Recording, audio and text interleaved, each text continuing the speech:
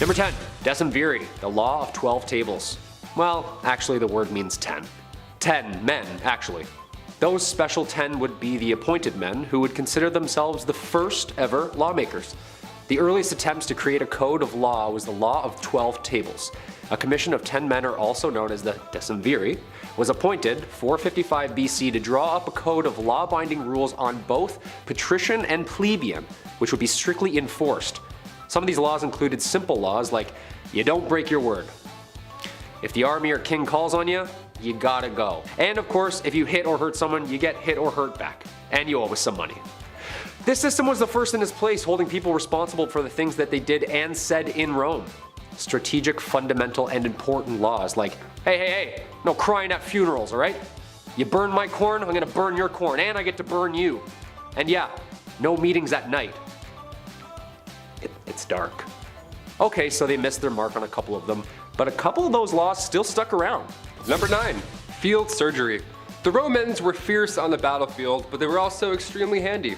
Who would have thought? This was the first time in history where quick surgeries were performed on the battlefield under the leadership of Augustus. Not Augustus Mayhew, it's a different Augustus, but he's also really helpful, like one time a year. Ancient Roman medics invented hemostatic tourniquets and surgical clamps. Yeah, guy invented clamps. Imagine that on a resume. Roman field doctors would also perform physicals on new warriors. Yeah, they would also combat the spread of disease. Although they were going to war and were constantly being patched up, the Roman military would often live longer than the average folk, because these military men were constantly being disinfected. They were checking their camps all day. Masks are hard in 2020, but the Romans were disinfecting the Colosseum. Nice, we'll get there one day. Maybe. Number 8. The name Rome. We kinda got into this a little bit about those brothers Remus and Romulus. This barbaric history is loose and from many sources, so I'm gonna kinda sum it up into broad statements. Two brothers, didn't like each other, kept fighting, raised by a wolf and a bird. That's pretty much it. We have seen what these two have looked like. Every statue and painting of these two is always like one of them Stone Cold Steve Austining the other one. One built a wall and the other mocked him and jumped over that wall, and then there was only one. I feel like I made a sandcastle once and Taylor stepped on it, and I can absolutely see how the city was formed. Flawless victory. Yeah, that sounds like brotherly love to me. Rome deriving from its name Romulus, the victor in this legendary sibling quarrel, giving the city its official name. Hey, you got the god of war as your dad, and the mother of all gods and goddesses as your mom? There's gonna be some feeling of purpose just lingering around. Guess I could just make a wall. And with a couple drywall holes later, with the death and defeat of his brother Remus, Romulus claimed his position as king and named the city after himself. Selfish much? He ain't heavy, baby. He's my brother. Number 7. Daily acts. In a time before Twitter or Facebook, how else do we get our fake news, right? How do we share our aunt's nonsense? How do we do it? 131 BC, this marked the first time a newspaper was ever used. Well, they're referred to as daily acts at this point, or acta diurna. The saying, written in stone, couldn't have been more historically accurate in this case. See, these texts containing information on military or civil issues, death notices, gladiatorial events, you name it, these were commonly written on metal or stone. Your morning news etched into a stone. Imagine the crossword section in 131 BC. Hey honey, who's the neighbor in Simpsons? Flanders, nice, that's it. Ping, ping, is that an F? Ping. It took time and effort. It was exhausting just to get one notice out to the public. So you best take these notes seriously, okay? Imagine YouTube comments written in stone. Took a guy 6 business days to write it, so he meant it. Number 6. Julius Caesar. Julius Caesar was a Roman general and statesman, a member of the first triumvirate. Caesar led the Roman armies in the Gallic Wars, which, well, we've seen and heard about these battles that Julius Caesar led. It's the organized outfit of shiny metal and red, moving slowly and swiftly through the Gauls like a man-made tank before defeating his political rival Pompey the Great, another military leader, and also the husband of Caesar's daughter Julia. Okay, there it is, yeah. That's why he became his nemesis. Political differences. Yeah. Due to these ongoing internal civil wars between the two leaders, Julius Caesar eventually killed Pompey in battle and became dictator of Rome. This was until his assassination in 44 BC. Oh, mighty Caesar, dost thou lie so low? Are all thy conquests, glories, triumphs, spoils shrunk to this little measure? Fare thee well. Antony, Act 3, Scene 1. Hey man, eye for an eye. You read the rules. He played a crucial role in the events that led to the Roman Empire and remains one of the brightest and bravest military leaders the world has ever seen. His story can be seen and heard top to tail in William Shakespeare's play simply titled Julius Caesar. Number 5, gymnastics. Imagine being the first guy to ever do a backflip. Imagine being the first guy to ever see a backflip. I think that's more of a spectacle, if anything. Gymnastics were developed around 500 BCE. Ancient Greeks loved parkour, apparently. Who would have thunk? Once the Romans invaded Greece, the Roman army made it a point to study gymnastics. They needed their soldiers to be quick, light, versatile, and flexible. Anything that makes them more terrifying, really, that's the better. Those moves were so dazzling that the Olympics had to include gymnastics as a sport. But once the games were outlawed in 939 AD, the gymnastics game almost came to an end. Once the 1800s rolled around, we saw the return of tuck jumps and straddle sits. Thank God, we almost lost it. We were so close. German doctors Johann Friedrich Gutsmuth and Friedrich Ludwig Jahn, they changed the athletic game forever when they created these new exercise routines for young men, including the pommel horse, balance beam, vaulting horse, horizontal bar, you name it, those things that we do when we work, when we work out every day. Chris is like, yep, I do all those every morning. These doctors wanted to see some flips. They got flips, my friend. Number 4, boxing. Straightforward and simple. This ancient sport is depicted from hieroglyphics and tombs of Egypt all the way to the wall carvings of ancient Sumer. One of the oldest sports events known to man, boxing has made a place to stay in history for the last 5,000 years. The Greeks made this form of brutality into a spectacle by wrapping their hands with leather straps lined with metal to either knock their opponents unconscious or even death. Oh, okay, you wrap that under... Okay, how do you play, ref? Oh, you just punch each other right in the face until there's just one of us. Got it. Weighing in at 145 pounds with a reach across of 71 inches in the blue trunks, Patroclus Angelopoulos. No mouth guards, no rounds, just punchy and sleepy. I don't know why I'm still doing this voice. I don't know. Number 3, Viking Hockey. Being a Canadian and all, this one hit, this one hurt. Buckle up, lads. Turns out Canadians did not invent hockey. Yeah, we found out during Canada's 150th celebration of all times. We're like, what? Yeah, we found out hockey wasn't so Canadian after all. It was Vikings. Who knew? They actually brought it here in the first place. They also didn't call it hockey either. They called it a way better name. Slap fatten. Go slap some fat around with the boys. Oh yeah, me and the boys are gonna grab some Timmies and go play some road slap fatten. Yeah, instead of yelling car, they just yell "arr" and then they keep playing. They're like, no, turn around, go back, slap some fat to your car. Vikings would gather sticks and, of course, some fat, and then they would slap them in between 2 posts. They would just make 2 posts. Here or here, doesn't matter. They'd make the rules up. Imagine getting cross-checked by a Viking. See you later, chest plate. Non-existent anymore. Offside. Number 2, long jump. The long jump, originating in 656 Greece, was an Olympic sport consisting of simply hurling your body over a vast distance of horizontal space. Usually these spaces would include streams, bogs, or ravines. This ancient sport differs from the modern long jump, of course, just a tad. And of course, long jump wouldn't be long jump without the flute music. That's right, this sport was always accompanied by a flutist since music was a very important part of the spectacle of the ancient Olympic Games. Hey man, can you play Jump by Van Halen? Just kind of gets... No? Okay, you don't know that one? No worries. Back then, the Olympians would hold weights in both of their hands, either 1, 2, or 5 kilogram carved stones, almost like kettlebells to help them swing momentum after their initial run-up. I love that the times are either something really safe and fun like swimming or jumping, and then you're like standing next to an athlete during the anthem whose job it is to literally break people. Yeah, I'm a jumper. Oh, you're a fighter. Yeah, I jump. So... nice, man. Break a leg out there. No, it's not what I meant. And finally, number 1, no rules football. Personal favorite, always gotta bring this one up. This is so scary. I've never played a game of rugby. I don't even know. I don't want any part of this. Sport fans are a bit much. I'll start by saying that. The whole yelling at the TV thing, unless I'm seeing the Green Goblin, I'm not yelling at any TV screen ever, period. But sportsmanship goes back, way back. Football was also a lot different in the late 12th century. See, instead of quarter kicks and throw-ins, you could do anything you wanted to retrieve said ball from the opposing team. Anything, like, what we were mentioning earlier, you can just do that and just knock someone out and take their stuff. Also, there's no limit to how many players you had on your side. You can grab thousands, hundreds, whatever, you name it. It would be town versus town. It was hilarious. They called this a sport. But finally, come 1314, King Edward II banned the game.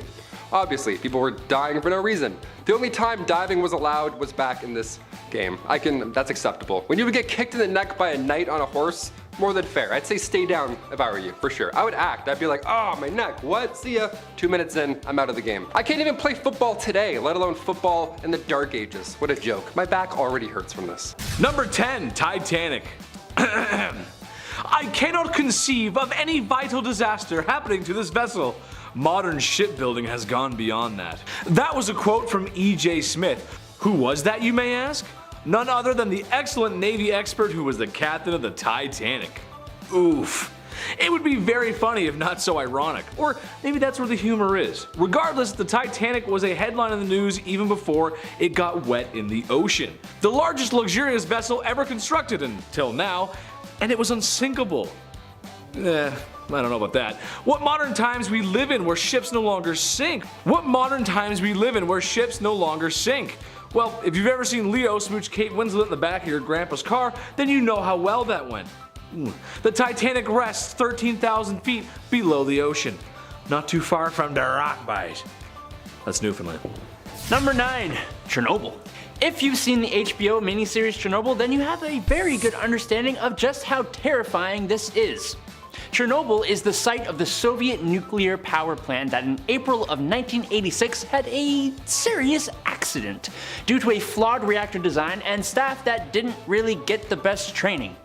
The accident itself was explained really well in the show and at the trial that took place, but it resulted in a steam explosion and fires that released 5% of the radioactive core into the environment. The explosion ended 2 workers' lives, with acute radiation poisoning affecting a confirmed 123 people and ending 28 of those people's lives as well. Around 5,000 cases of thyroid cancer with 15 fatal incidents were probably caused by the radioactive iodine fallout. Look, it was not good. It was scary. And what was potentially even scarier was the way people tried to cover it up. Number 8, Berlin Wall. Mr. Gorbachev, tear down that wall. For the younger audience that doesn't know, let me break it down for you. After World War II ended, relations between the West and the Soviet Union broke down, to the point of global destruction. Germany, having lost to all parties during the war, got split up, capitalist and communist. Trouble is, people living on the capitalist side were just living better, so people began flocking over to the better side. The communist government decided to build a big bad grey depressing wall, monitored by guards with orders to open fire if someone tried getting across with the proper documentation or reasoning.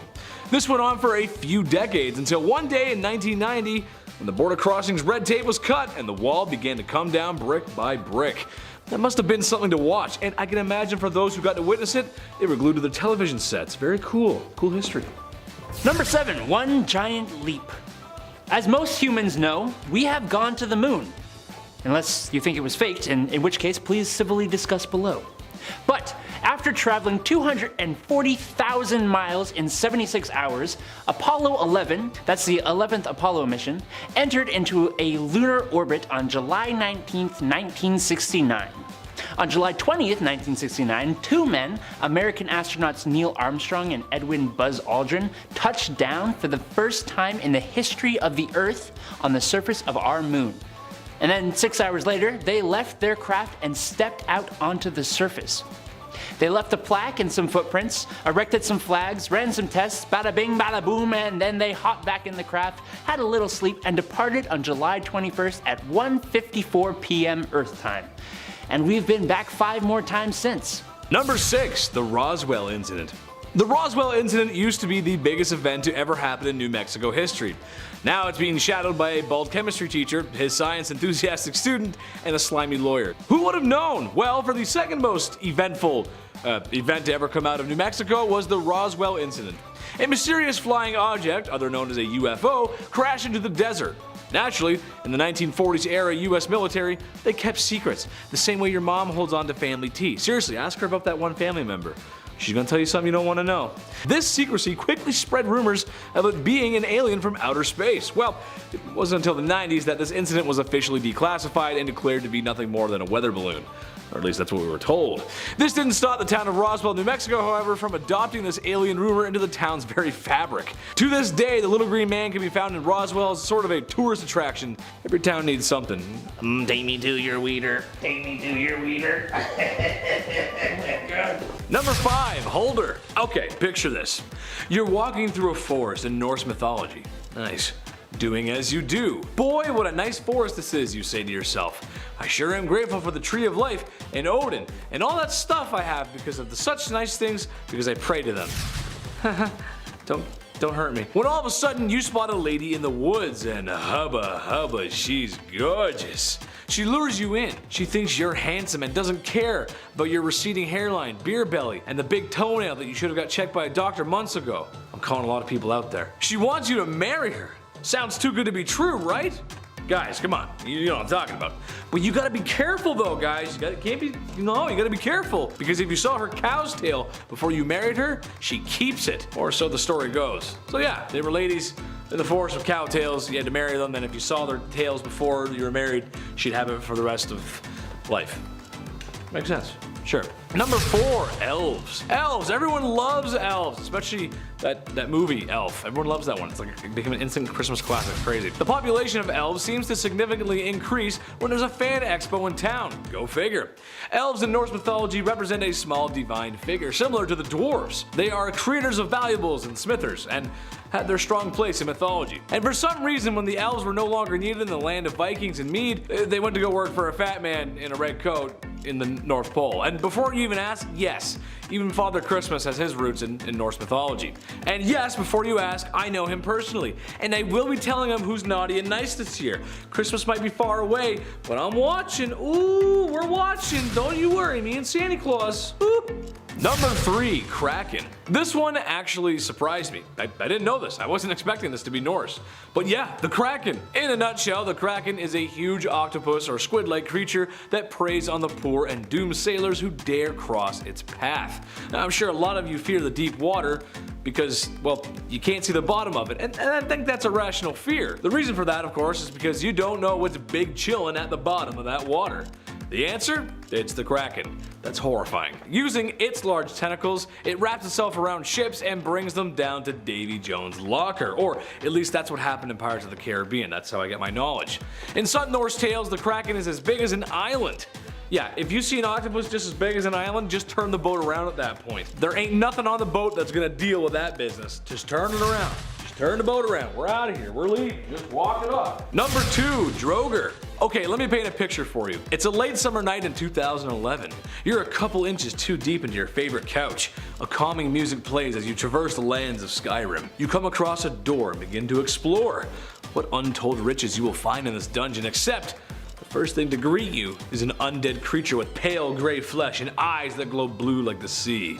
It charges you with a sword and gives off a grunt that sounds like your dad choking at an all-you-can-eat buffet. You slay the beast and try to read its name. Droger? There's no vowel there, Droger. You've unlocked a new ability. Dyslexia. Okay, so maybe that was my story, but the Drogers are the focus here. Skyrim is heavily influenced by Norse mythology. Droger is one of those things. They were undead creatures that would protect the tombs and graves from looters, as a lot of the warriors at the time were buried with such valuables. And yes, when I go into dungeons, I tip over everything. The pots, the wall, I check everything, gotta check everything. Number 1, Valkyries. Oh yes, the beautiful Valkyries. For such a gorgeous image, they have a rather grim job. Whenever someone falls in battle, it's up to these ladies to guide them to the afterlife. In a way, they're kind of like battle angels. It literally translates to chooser of the slain. I hope you folks have been praying towards Odin, otherwise you won't be able to make it to Valhalla, which is bad, because that's where all the good little Viking men and women go. You want to go there, so they can be with their ancestors and eat and drink meat all day, and you want that. I know you do. Kicking off our list at number 10, the Field of the Cloth of Gold. Way too many words right off the hop. In 1520, King Henry VIII of England, he hosted a lavish birthday celebration for, well, himself, of course, he's a king, obviously, for himself, and a diplomatic summit with King Francis I of France. Two kings, one epic party. Here we go. The event took place in France and included elaborate feasts, jousting tournaments, okay, that's pretty distracting, and displays of wealth and power by both monarchs on both sides. Now, the summit aimed to strengthen the alliance between both England and France, of course, with the fun jousting happening in the corner. Again, so distracting at a banquet, but ultimately it did little to resolve their long-standing conflicts. The Field of the Cloth of Gold is remembered as one of the most extravagant events of the Renaissance period, with each monarch trying to one-up the other the entire time. It turned into an absolute joke. One king would serve dolphin and the other king would come and serve swan. It was a lavish cook-off for 18 days straight. Yeah, the party lasted 18 days, so no one's lasting the entire time. Today, this 18-day party would have cost around $19 million, give or take a couple of swans. And dolphins? Monsters, absolute monsters. Number 9, safety coffins. Not to be confused with the safety dance, also quite fun. During the 18th century, there was a brief trend of designing safety coffins. Everybody thought they were the next Tony Stark. They wanted to make the coolest coffin. Weird brag. To get a patent on one of these bad boys, this was next level. They were made to prevent people from, being buried alive, but again, in style. These coffins were equipped with air tubes, bells, and even escape hatches, which would allow someone who was mistakenly thought to be dead to signal for help or even escape their box of death. Now, the thing is, many of these designs were very impractical or ineffective altogether. They were bull. These tubes were just a rat highway into your mouth while you were stuck in a coffin. It was horrible. God forbid you actually woke up in a coffin alive. Now you have to watch bugs and rats crawl out of this air tube until you actually did die. Some would say it's even worse than the original issue at hand. That's horrible. I'm itchy just thinking about that. Number 8, Andrew Jackson's pet parrot. I love animals. Had a bird for a hot minute there. Not the best animal in the house, but it's kind of fun. I don't know, he sucked at flying. Andrew Jackson, he was the 7th president of the United States, and he had a pet parrot named Paul. Pet parrot named Paul. There we go. It's a alliteration for my theater kids over at home there. The bird became famous for its foul language, which it had picked up from its owner, of course. Now, when Jackson died in 1845, his funeral was held in Tennessee. Now, Paul, the parrot, the loyal parrot, mind I remind you, he was present at the funeral and was reportedly making so much noise that it disrupted the proceedings. Now, according to the legend, Paul was eventually removed from the funeral after swearing loudly. They're like, yeah, get your little parrot feet, get out of here, fly, shoo.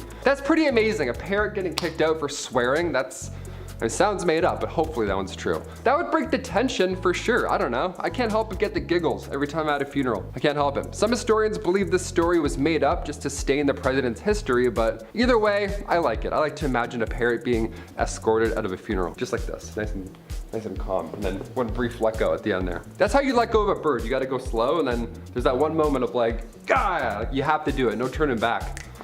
Here he goes, he's gone. Number 7, animal court. Speaking of birds and parrots, these little mouthy things. Animal trials were a real legal practice that emerged in medieval Europe and it lasted all the way until the 18th century, which is way too long for animals to be showing up in court. These trials involved pigs, cows, and even insects.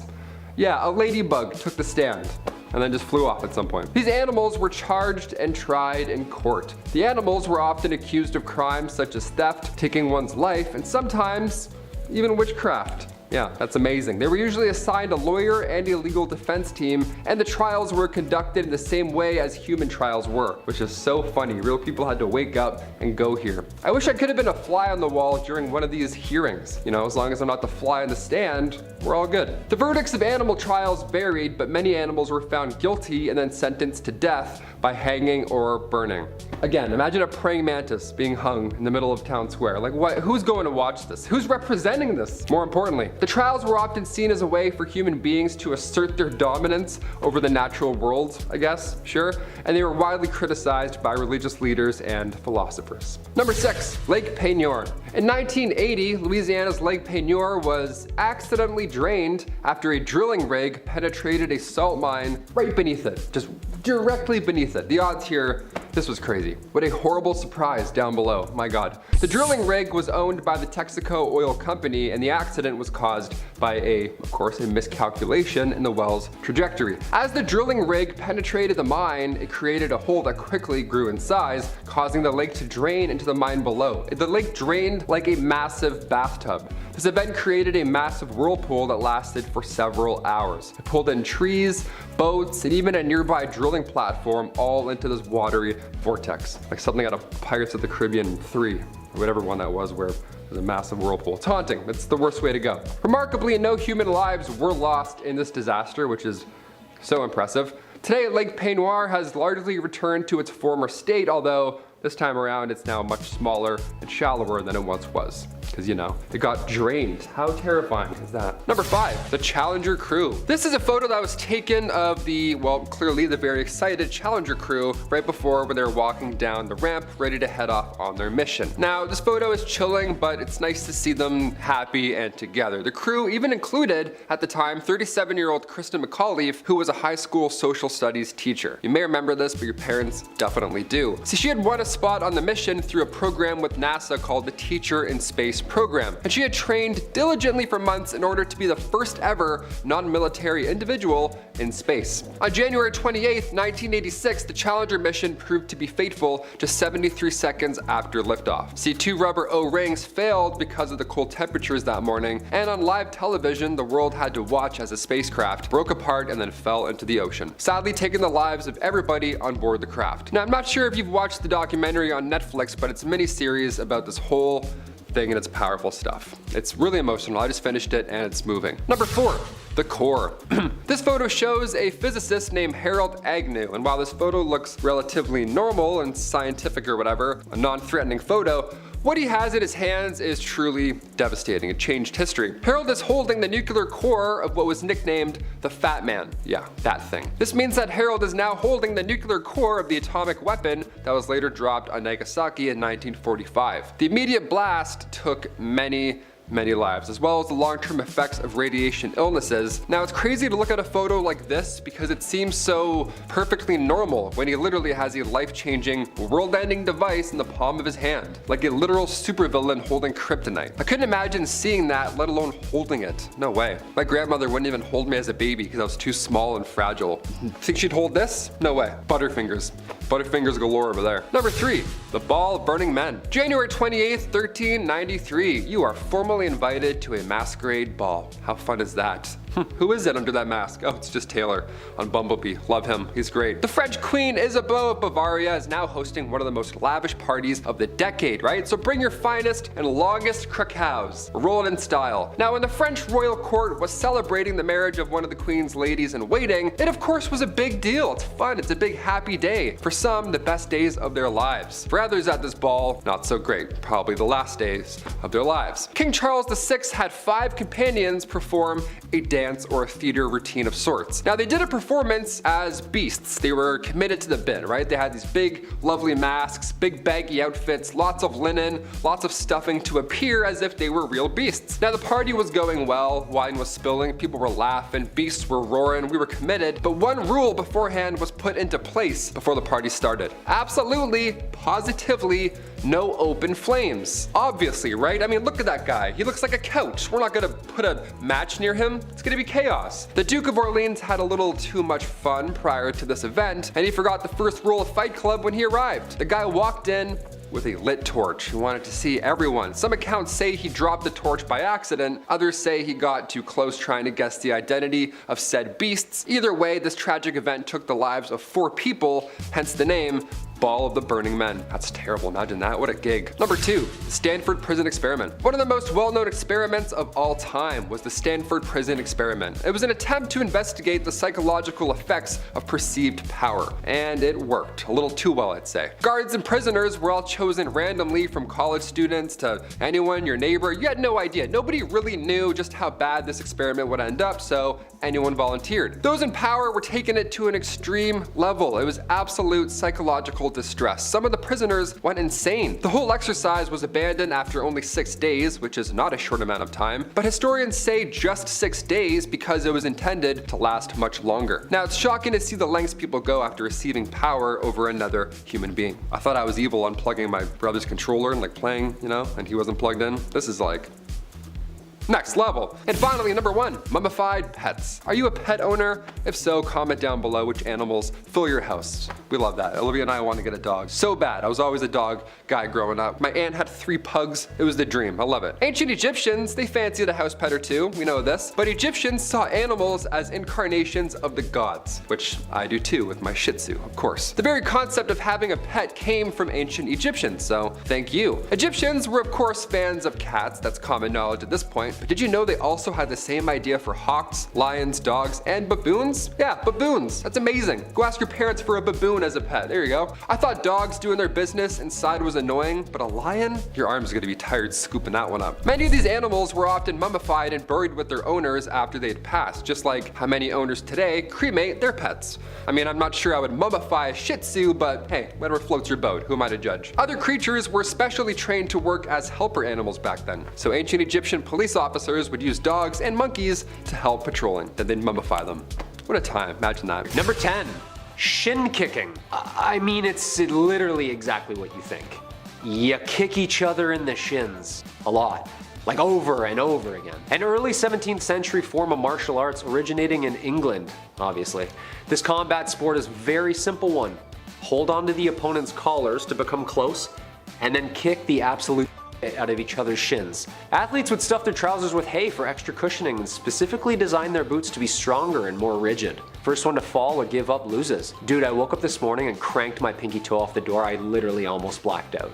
I don't know how these guys did it. Alcohol was forbidden before the game as well, which was loosely regarded. Yeah, obviously, I'm about to snap my tibia and fibula off someone's Doc Martens. I'm slamming a couple Guinnesses before. Number 9, chariot racing. Look, I'm still a new driver. Left-hand turns, they freak me out. I couldn't imagine chariot racing in any direction, even straight. No thank you. How do you even signal? Maybe? I don't know. Back in 700 BC, chariot races were like NASCAR. It was fast, it was loud, and it was dangerous. These events were held in arenas, like our modern forms of entertainment, and 10 chariots would race at the same time. It was chaos. It was a lot of dudes just flew out. It was nonsense. With tight turns and dust filling the air, it really was a spectacle. Horses were part of the Olympics come 684 BC. 4-horse chariot races were being held in Olympia. You could have seen this. And then you watch the guy jogging and you're like, oh, I like that a bit more. It's a bit more loud. I like that one. The riders, they were brave souls, man. The ropes were often attached to the riders' wrists so that if they went overboard, it was bad news for them. They were toast. Nobody's going out easy in the Colosseum, even when there's horses and nice things involved. Number 8, marathon running. We all know those runners who are up at 5 and get their mile. Who likes this stuff, man? Well, apparently the ancient Greek messenger Phidippides did. In fact, it was his job. Yeah, this guy would just like run place to place telling people stuff. The 42-kilometer foot race originating just shortly after the huge battle of Marathon. This is in fact where the sport gets its name from. Basically, a bunch of guys showed up early and Buddy was like, yeah, you gotta run as fast as you possibly can from Marathon to Sparta and warn them. But that's like 42.195 kilometers away. Exactly! Remember, and run as fast as you can. No water belt, no gel packs, just panic and blisters. This Olympic sport needs no introduction. Just put some shoes on and go for a run yourself. Next time you're halfway through your warm-up on the elliptical, just imagine the summer of 490 BC. Wouldn't it have just been easier to just text them that they're coming? They are coming. Scene. Oh, okay, that was real easy, thanks.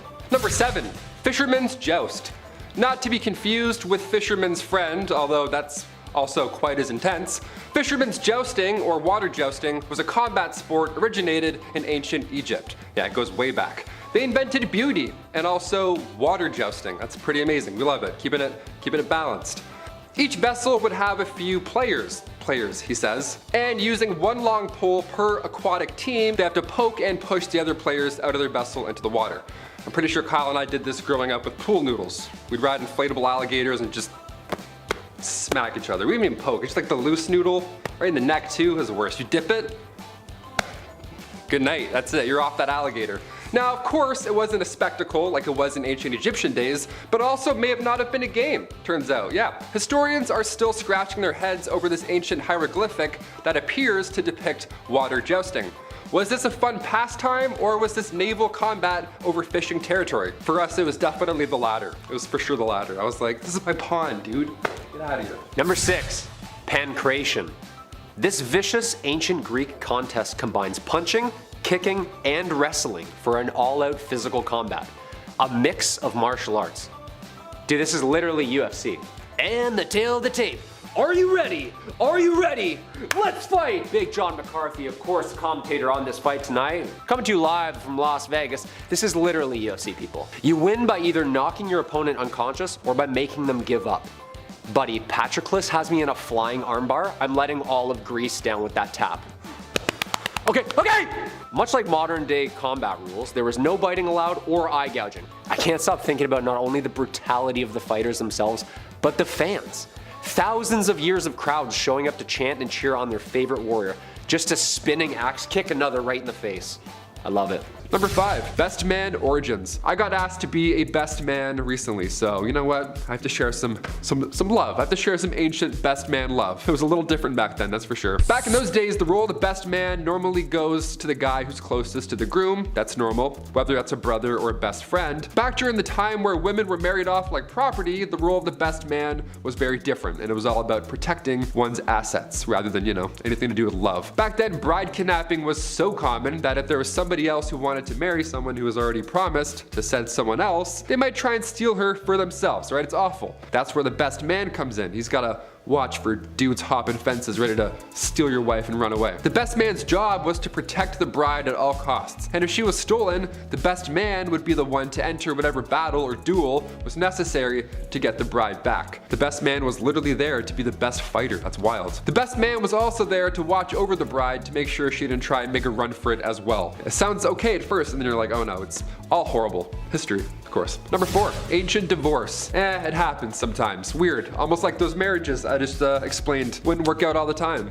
Weird. Trial by combat. You've probably heard of this, right? We've all seen that Game of Thrones episode with the eyes and the yeah, that's a good one. That was the norm, right? You fight for your freedom. But what about divorce by combat? You ever heard of this? If you and your significant other weren't getting along back in the dark ages, instead of dishing out thousands on couples therapy and signing all that paperwork, instead you would battle each other in front of a crowd because why not? It's the medieval times. It was an organized event that included restrictions for the husband. Now it's pretty hilarious to think back on, but the husband would have to stand in a hole with one hand tied behind his back, while the wife, soon to be happy ex-wife, ran around in circles around said hole, also carrying a sack full of rocks, hitting the ex-husband with the rocks the whole time. Yeah, pretty intense and also pretty hilarious to think of. Yeah, that's why you don't cheat in the dark ages, Lancelot. Get out of here. A sack of rocks? Just take the castle, take the horse. I don't care, I'm out. I'll sign anything. I'll stamp anything. Number 3, the Battle of the Stray Dog. Okay, now we're gonna go back into some weird battles that we probably missed in school. I grew up with dogs my whole life, okay? It's stressful at times. You open the door for a second, and all of a sudden your furry friends are running down the street after a blue jay, and your heart's racing. Since the Second Balkan War in the early 1900s,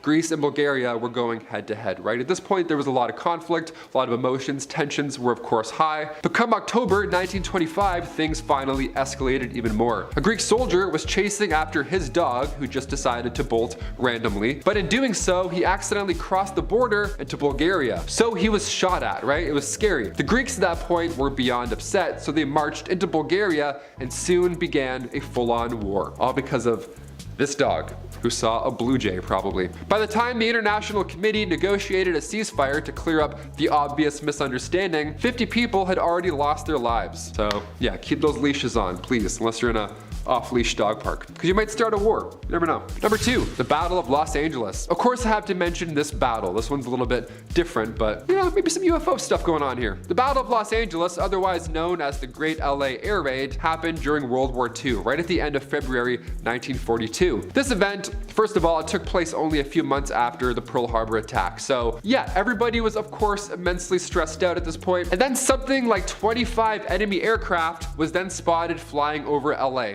in the late hours of February 24th. So now everyone's freaking out. Air raids went off, blackouts were in effect. This was not a drill, right? Artillery fire, machine guns, anti-aircraft shells. In total, around 1,400 shells were all fired off. 2 people had heart attacks. 5 people died in total from this retaliation, and it was all a false alarm. Yep. A press conference was held by the Secretary of the Navy, Frank Knox, and he called the incident war nerves. Yeah. Oops. Thought I heard a noise. My bad. We'll just close that. No one touches anymore, I guess.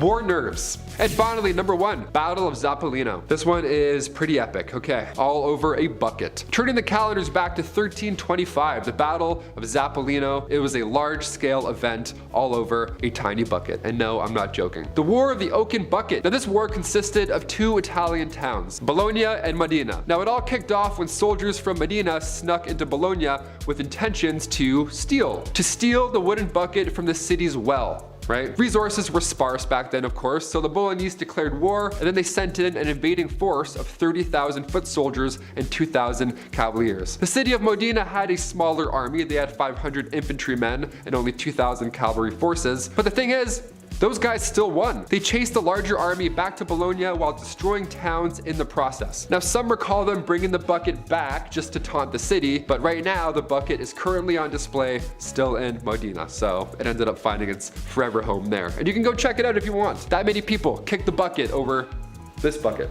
History is strange, my friend. Number 10, Ragnarok. I don't want to set the world on fire.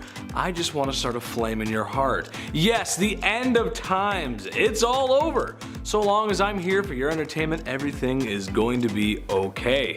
Ragnarok is the prediction of end times. All ancient civilizations did this. Maybe we just like talking about it. Maybe we just like thinking we're all doomed. Maybe we're just all a little emo. Who knows? I don't know. Ragnarok is slightly different from other world-ending predictions, as instead of one event, it's a series of events that signals the beginning of the end times. As a gamer, it was kind of like watching Call of Duty fall off. Things were great in Black Ops 2. Things were good. Lots of good maps, fun weapons, perks. It was great. But then they added jetpacks, and you knew it was the beginning of the end. A good thing we never get close to that in real life though, right? Everything's fine. It's good right now. It's good. Number 9, Boulder. If you know your myths and your ancient stories, then you know that there's some stories that are very different from culture to culture. However, there's also a lot of similarities. The story of Boulder is both. Very similar to Achilles, that is. A dude has been given the gift of invulnerability. I am invincible. Pretty sick. Achilles had a weakness. It was his heel. And Boulder? Well, it was a mistletoe. Every guy has his weakness, but yeah, it was a mistletoe. And Loki made a dart out of it, and then the dart got thrown at him, and then everyone was sad, it was kind of a mess, and yada yada. I'm sure this won't have any effect in our world. Why is the ground shaking? Number 8, Loki. Lord of the Tricks, the god of mischief. Everyone knows who Loki is, most likely due to some very successful superhero movies in the last few years. But the sane may know him regardless, known for many tricks and evil deeds. His best trick, or whatever you want to call it, was his shape-shifting. Loki has the ability to transform into any creature and any gender. And for the people who don't have the ability to see through these tricks, it often leads to a lot of misfortune. Like previously mentioned with Balder. The dude was up to a lot of bad stuff. Bad stuff. Now he's a superhero, or supervillain actually. Number 7, Yggdrasil. Yggdrasil is the immense and central anchor that is the Norse worlds, surrounded by the 9 worlds, that is, where the gods often meet to talk about god stuff, which is really important, deliberating and all that fun stuff. The tree shares a connection with that of trees in Germanic paganism, culturally speaking, at least. I mean, come on, you can't blame them. There is something powerful about a large stoic tree that has connections and ties to all the realms. It's almost like they knew how important trees were all the way back then. Kinda needed them to breathe. And for a guy with asthma, that's that's pretty important. I gotta breathe. Do I go up a flight of stairs and I'm just I don't even smoke either. Number 6, Thors Hammer. Probably the most recognizable piece of Norse mythology is Thor's thick and heavy hammer. Yes, that was an innuendo. It's a big one. Loki had been getting up to no good, as per usual, no surprise there, and decided to play some more tricks. These tricks got him into some trouble, so he then thought he'd make it up by playing more tricks on the master smiths, the dwarves. Not really a good thought process there. A competition was put in place to see who could make the best gifts for the gods. After a lot of gold and a boat that would fit in your pocket, everyone else was kind of just feeling meh, nothing special. However, that was until the reveal of Thors Hammer, Mjolnir. Nice. That had the crowds oohing and awing. A hammer that would never shatter, always hit its mark, and return to Thor when thrown. Now that's a pretty good hammer. Number 5. Enlisted Bear. During World War II, a Polish army unit enlisted a real-life Syrian brown bear named Wojciech to serve with them. Because, yeah, what could go wrong, right? I just watched that bear movie, I don't know. Wojciech had been found as a cub in Iran by Polish soldiers and, of course, adopted as their very own mascot. Again, sure, why not? Now, as he grew up, Wojciech became an integral part of the unit, right? He helped carry around ammunition and other heavy supplies that only a bear could carry. Fair, I guess. And he quickly became popular among the soldiers. They all loved him. They would play with him and feed him cigarettes and beer, you named it. He loved it all. He'd eat the glass, probably. He even learned how to salute, a skill he would often perform when given a bottle of beer. He's like, thank you, sir. And he'd open it on his nails. So scary, so scary. Wojciech's presence helped boost the morale of soldiers, and he became a beloved symbol of the unit's fighting spirit, because why, of course he did. After the war, Wojciech was demobilized along with the rest of the unit, and then he spent the rest of his life at the Edinburgh Zoo in Scotland, where he continued to be a, of course, popular attraction. He's like still saluting people and stuff. They're like, it's all good, man, it's all good, you're safe now, you can chill. Today, he's still celebrated as a symbol of the bond between animals and humans in times of war. That's crazy. They got a real life bear to do that. It's terrifying. I just watched a movie about a bear doing some crazy stuff with some illicit substances, and it seemed way scarier than that somehow. Number 4, Violet Jessup. Violet Jessup was a British ocean liner stewardess who somehow survived 3 major shipwrecks in the early 20th century. Not 1, not 2, 3. That's crazy. She's known for all these incredible tales of survival and her courage in the face of disaster, again, numerous times. First off, 1912, Jessup was working on board the RMS Titanic when it of course hit an iceberg and sank in the North Atlantic Ocean. She managed to escape on one of the lifeboats, one of the few lifeboats, might I add,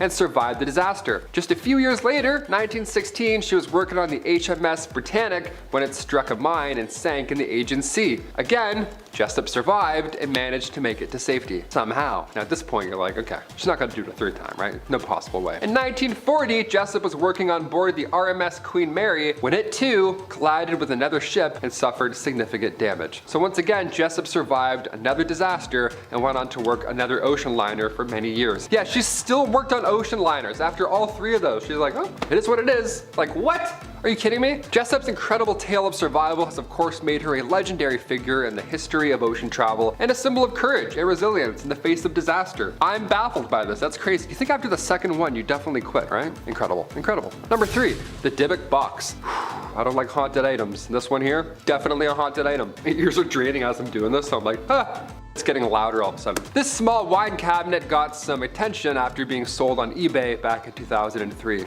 Yeah, remember eBay? Me neither. The box was purchased by Kevin Mannis. Now, shortly after, he claimed that said box was haunted and had caused him and his family to experience a series of horrifying events and health problems. And of course, paranormal activity. How do you sell that? Hey, want this?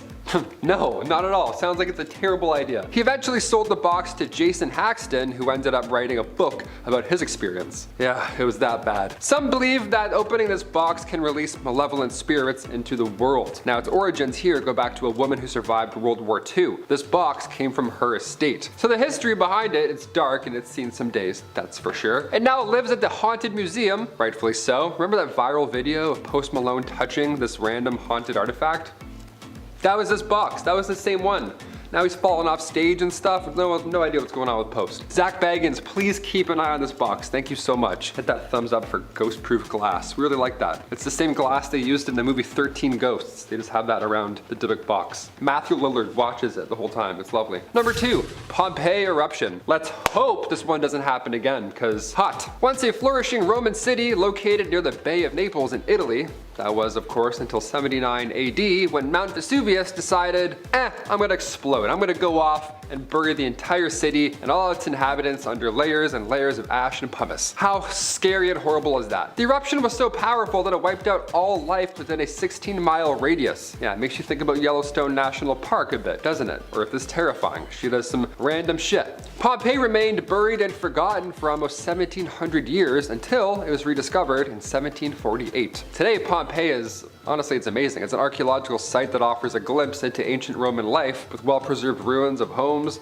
public buildings, streets, artwork, you name it. There's a restaurant that's open now. They reopened a restaurant they found buried. That's incredible. And there's also a great amount of people who steal from this ancient landmark because humans are so stupid. Yeah, how to get cursed. This is how you do it. Listen up. Tourists would steal fragments of monuments, literally pieces of the city they would pull out and then put it in their pocket. Yeah, put a little bit of Rome and take it home on our flight and then put out my lovely fireplace there. That's great. 100 packages a year will get sent back to the archaeological superintendents, most of them being accompanied with a letter explaining all the bad luck that occurred after they took the piece. Yeah, don't take haunted pieces of Rome home with you. Don't take Rome home. That's what they should say. I'm gonna make a shirt and say, it's because they don't take Rome home. Everyone's like, what does that even mean? I'm like, watch the video. I don't know, there's a QR code on the back, scan it. And finally, number 1, James Dean's haunted car. James Dean's love for fast cars was well known, but sadly, because one of them was haunted. Apparently, let's talk about that one. One of these cars ultimately led to his tragic death at the age of 24, but some are now convinced that all of his cars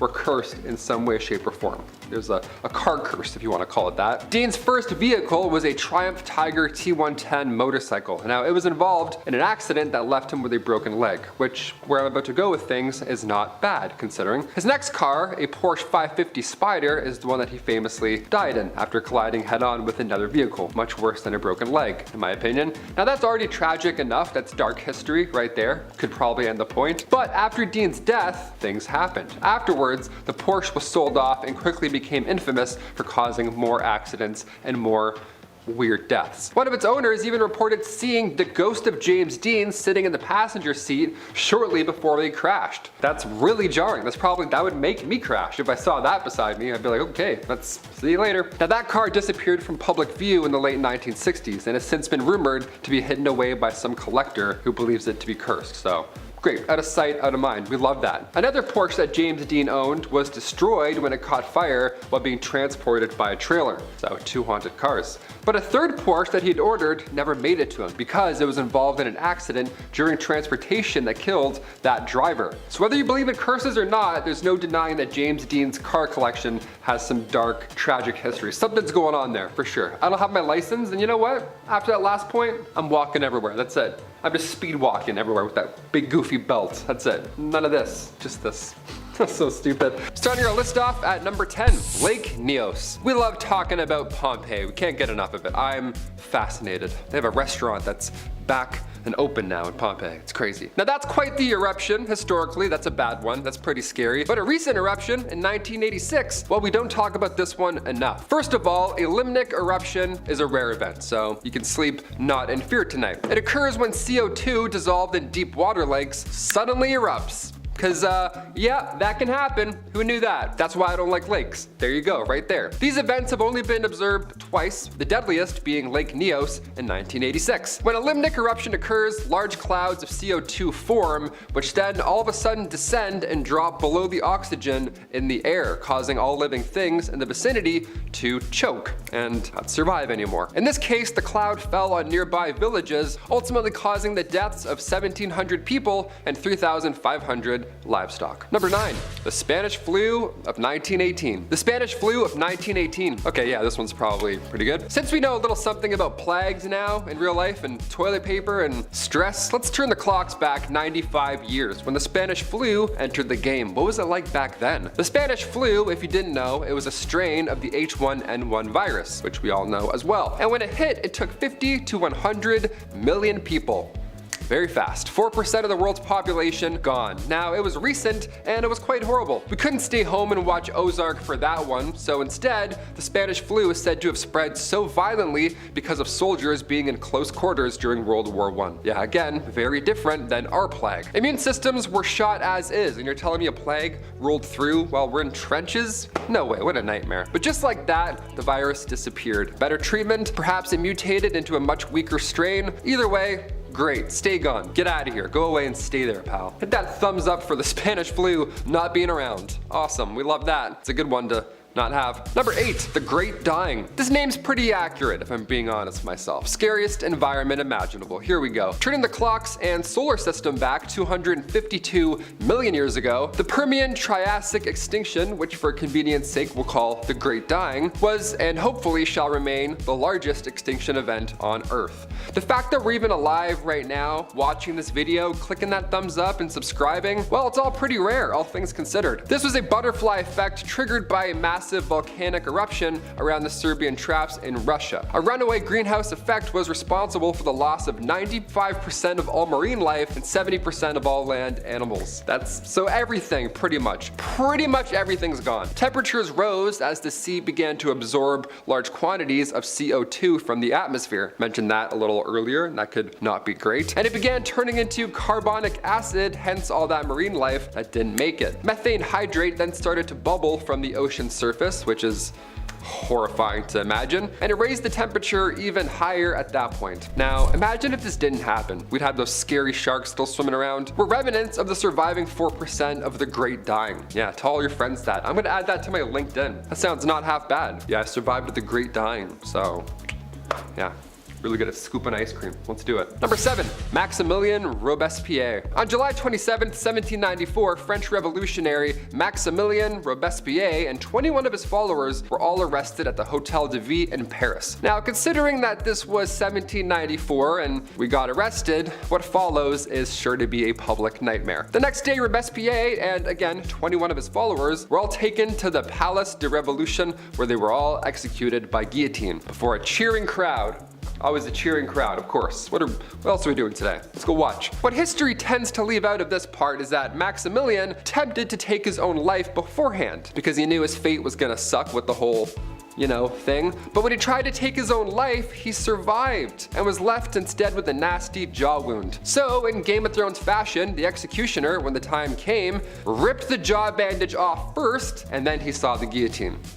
Yeah, again, to a cheering crowd, remember? They all watch all of this unfold. I can't even watch UFC sometimes. You're telling me people watch this? IRL? I'm gonna go throw up real quick. Be right back. Number 6, the eruption. Mount Pinatubo, which is located in the Philippines, was another volcanic eruption that shook up history. A little more recent than the other one. This was on June 15th, 1991. Mount Pinatubo, this massive volcano, erupted into what would be the second largest volcanic eruption of the 20th century. Impressive? Yes. Terrifying? Absolutely. Yep, this is very loud and scary. Activity in the volcano first started on April 2nd, 1991, and these things take a little time to, finish up. So that same year, researchers set up seismographs in the area, and by June, the volcano was having a group of progressively shallower eruptions. And then on June 12th, the volcano had its first spectacular eruption, which sent hot ash 19 kilometers up into the atmosphere, which then rained on down to everything around it, which is the worst thing I can imagine. Additional smaller eruptions continued on June 13th, which then led to some intense seismic activity. And then on June 15th, the volcano once again went off, this time sending a cloud of ash 40 kilometers into the atmosphere. So bye-bye sun for a little bit. This one's gonna linger. Number 5, fake France. Towards the end of World War I, Paris was tired of, seeing their city of love get blown to smithereens, as one would. So they figured, you know what? Let's try and fool those Germans, right? Let's try and do some trickery. Let's just build a fake Paris and then shut out all the lights. And it worked. Yeah, they psyched them out. They created a decoy, a very large decoy. The life-size stunt double was posted up only a few miles west of the actual city in order to protect it. This tiny town called Masons Lafayette, now of course it's looking a lot more full than it was when it was, a hollow shell of a fake town. Now it's a tourist area. There were once 3 different zones set up around the real Paris. Zone A was northeast of the city, had fake train stations, mimicked a suburban region of St. Denis, but it had a big fake Gare du Nord train station, right? That was the main pull. Like, hey, come on, we're looking nice and hopeful, come attack us, and it worked. Zone B, northwest of the city, that was Mason's Lafayette, the main fake Paris, right? And Zone C was the industrial area, just east of the city. They had massive factories built with, obviously nothing inside of them. This sounds pretty Home Alone when you think of it, but these missions only happening overnight, creating a light show with some big fancy props isn't a bad idea. It's gonna save a lot of lives and money. Lights were carefully spaced out so it looked like a breathing city from above, and they fell for it for some of the time. They Looney Tuned the Germans, and it worked. They're like, yeah, it's Paris. Hit that really fast. It's good. Number 4.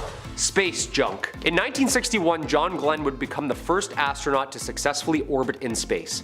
He lapped the Earth a couple times with the help of Friendship 7, NASA's command mission pushing ever closer and closer to the moon. While in space, Glenn and fellow crew noticed tiny gold particles that shone like fireflies. Quote, this is Friendship 7, try to describe what I'm seeing up here. It's a big mass of some very small particles that are brilliantly lit up like they're luminescent.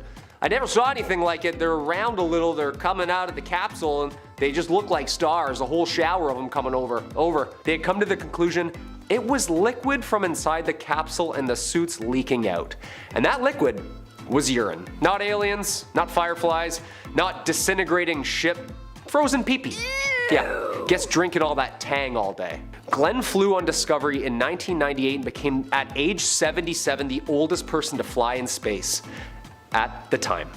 Damn Shatner. Number 3, Project MDXX. If you've seen Project X, this one's gonna ring a bell or two. About 500 years ago, yep, you missed it, in 1520, for 2.5 weeks in June, both England's King Henry VIII and Francis I, two of the greatest monarchs in Renaissance Europe, they both threw a joint birthday party that lasted 18 days, and it only cost about $19 million by today's standards. Nice. I went mini putting for my 8th birthday. That's why I called it Project MDXX. The numerals in the year, yeah, you get it, not bad. Not only was this a chance for them to celebrate their friendship, but it was also a chance for them to try and outdo one another and continue to show off. So for this huge bash, for starters, around 12,000 people showed up and gathered in the fields of the northern tip of what is now France. All tents, costumes, decorations were all gold embellished. Guests were fed 29,000 fish, 98,000 eggs, 6,400 birds, 2,200 sheep, and 216,000 gallons of wine just to wash all that clout down. On top of that, there were jousts, wrestling matches, elaborate mask parties. I have FOMO just talking about it right now. The two kings both wanted to outdo each other, but there were rules put in place beforehand. These kings could not compete with one another during the celebrations, right? So instead they tried to outspend each other in a nice way. They're like, oh yes, look at all of my gold. No, look at all my gold. We love blowing all of our resources in 2.5 weeks. Nice. Looking good, guys. Keep it up. Number 2, Olympic arts. In the early 20th century, the Olympics were getting creative, literally. Hundreds of years of blood, sport, and victorious games, and people were looking for some new events. 1912 Summer Olympics, they decided to add official awarded medals for painting, sculpture, architecture, literature, and music. Alright. One rule though, they had to be of Olympic sport nature. Paintings of people boxing, sculptures of people whipping discs around, and of course a couple doodles of some dudes playing rugby. Which won Gene Jacoby 2 gold medals. Of course, these were Olympic grade pieces of art, so you know they were the best of the best. Of course, you could compete in both sport and art. American athlete Walter Winans took the podium after winning gold in sharpshooting, and also the very first gold in sculpture. Yeah, lovely. He made a little bronze horse pulling a chariot. Isn't that nice? People just taping up their wrists, mouth guards in, and you're just sharpening your pencil. Hey, how are ya? About to draw. Good luck. And finally, number 1, Jurassic Timeline. Alright, this one goes out to all the T-Rexes out there. If you're watching, hit that thumbs up with your little hands. Nice big reach. Hit that subscribe button. When we think of the times of the dinosaurs, we tend to think of all of them roaming the planet at one time, and then a meteor hit, and then they were all toast. But that is certainly not the case. It's a little shocking, but here's our timeline. Dinosaur communities were not only spread apart by geography, but also by time and the age of the dinosaurs. For one, it lasted so long that it included 3 separate geological time periods. It's a long time. Fun fact, there is more time separating the Tyrannosaurus rex from the Stegosaurus than there is separating the Tyrannosaurus rex from humans. Yeah, that's how long ago dinosaurs have been kicking, or not kicking rather, you know what I mean? We can't comprehend this time. Like, this is so far away, it doesn't even make sense. We think of the ancient Egyptians and we're like, oh, that's, I don't know. Dinosaurs? Stegosaurus, you know those herbivores with the plates on their back and the spiky tails? They always do this and take out your cars, whatever. Jurassic World, I've seen it. They roamed Earth 150 million years ago during the Jurassic period and the age of the dinosaurs. Then the T-Rex first appeared about 80 million years after the Stegosaurus had been extinct, and that was about, 67 million years ago from today. This means that while 80 million years separated those two, there's only 67 million years that separate us from a T-Rex. Crazy fact. Hit that thumbs up. Number 10, an apple a day. If you threw an apple at somebody today, that would be assault. Yeah, you're not allowed to do that. You can't huck food at people. Now, then, ever. Let's just not do that anymore. But in ancient Greek days, it was a little different, dare I say. The apple, back then, had quite the symbolism attached to it. The apple was sacred to Aphrodite. This was a symbol for the goddess of love. So, to throw an apple at somebody, that meant you were throwing your heart at them, right? How romantic is that? Just a nice apple with bugs in it. You're like, here you go, there's lunch. Ancient flirting, my friend. The more you know. Maybe those trees in the Wizard of Oz weren't mean. Maybe they weren't mean at all. Maybe they were just trying to express their love by throwing apples aggressively at everyone involved. Number 9, raining iguanas. Okay, we're immediately dipping back into the weird side of this list. Here we go. Back in 2018, this was wild. I read about this and I'll never forget. Lives rent-free right in my head. Florida got another odd headline. There you go, classic Florida. This time it was frozen iguanas falling from the skies. Yeah, how do you not pick up that paper, right? Florida got hit with a massive snowfall, their first big one in 28 years. So these cold-blooded guys started to fall from suburban tree branches, right? They didn't see it coming at all. People were just walking to get groceries and iguanas are freezing and falling off trees right in front of them. The craziest thing is that they're just paralyzed. They're not dead, obviously. So later, they would come back to life after they, de-thaw. It sounds so zombie-like when you say it like that. They're just lying there and then all of a sudden they're like, what day is it?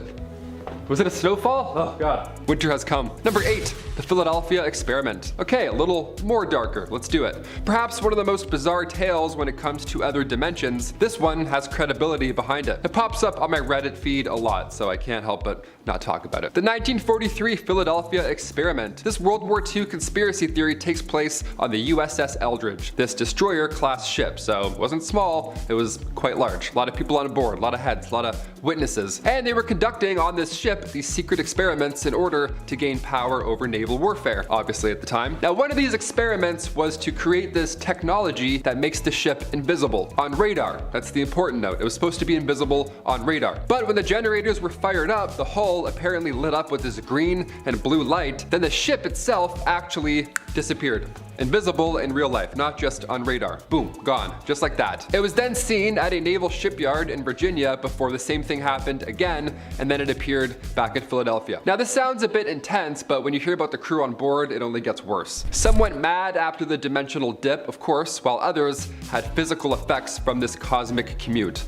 Yeah, some haunting details in that one. Some body parts that got mixed up with, yeah, I can't even talk about it. You get it. If you've seen the Cloverfield paradox, it's kind of like that. Some blooping and blipping, and then some arms getting stuck in some walls. There you go. Number 7, Ellen Shannon. Heading over to the late 1800s for this one. I gotta warn you, it's of course pretty dark. In 1870, we obviously didn't have the same safety requirements as we do today for anything, like at all. For example, if you wanted to read before bed, you didn't have a Kindle or an iPad. Hell, you didn't even have a nightlight, but you did have a kerosene lamp. Always coming in handy, those kerosene lamps. See, Ellen had used R.E. Danforth's non-reactive burning fluid. And dare I say, the obvious happened. The fluid reacted. Yeah, her tomb in Pennsylvania reads, "In memory of Ellen Shannon, aged 26 years old, who was fatally burned March 21st, 1870 by the reaction of a lamp filled with R.E. Danforth's non-reactive burning fluid." Yeah, they just called him out right there,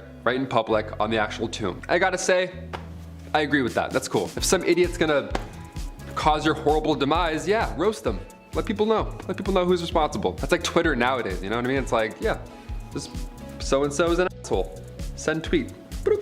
It's there forever. Number 6, military dolphins. Yep, I said military dolphins. Here we are, we're almost halfway through our list. We'll get a little more weird now. Iran has plenty of nuclear capabilities, but they also have trained dolphins now too, so good game, folks. Back in 2000, Iran bought this fleet of trained dolphins from Russia. Just Russians doing things. But they were trained, supposedly by the Soviet Union, to attack ships, and yes, you guessed it, attack people. We have Navy SEALs and military dolphins.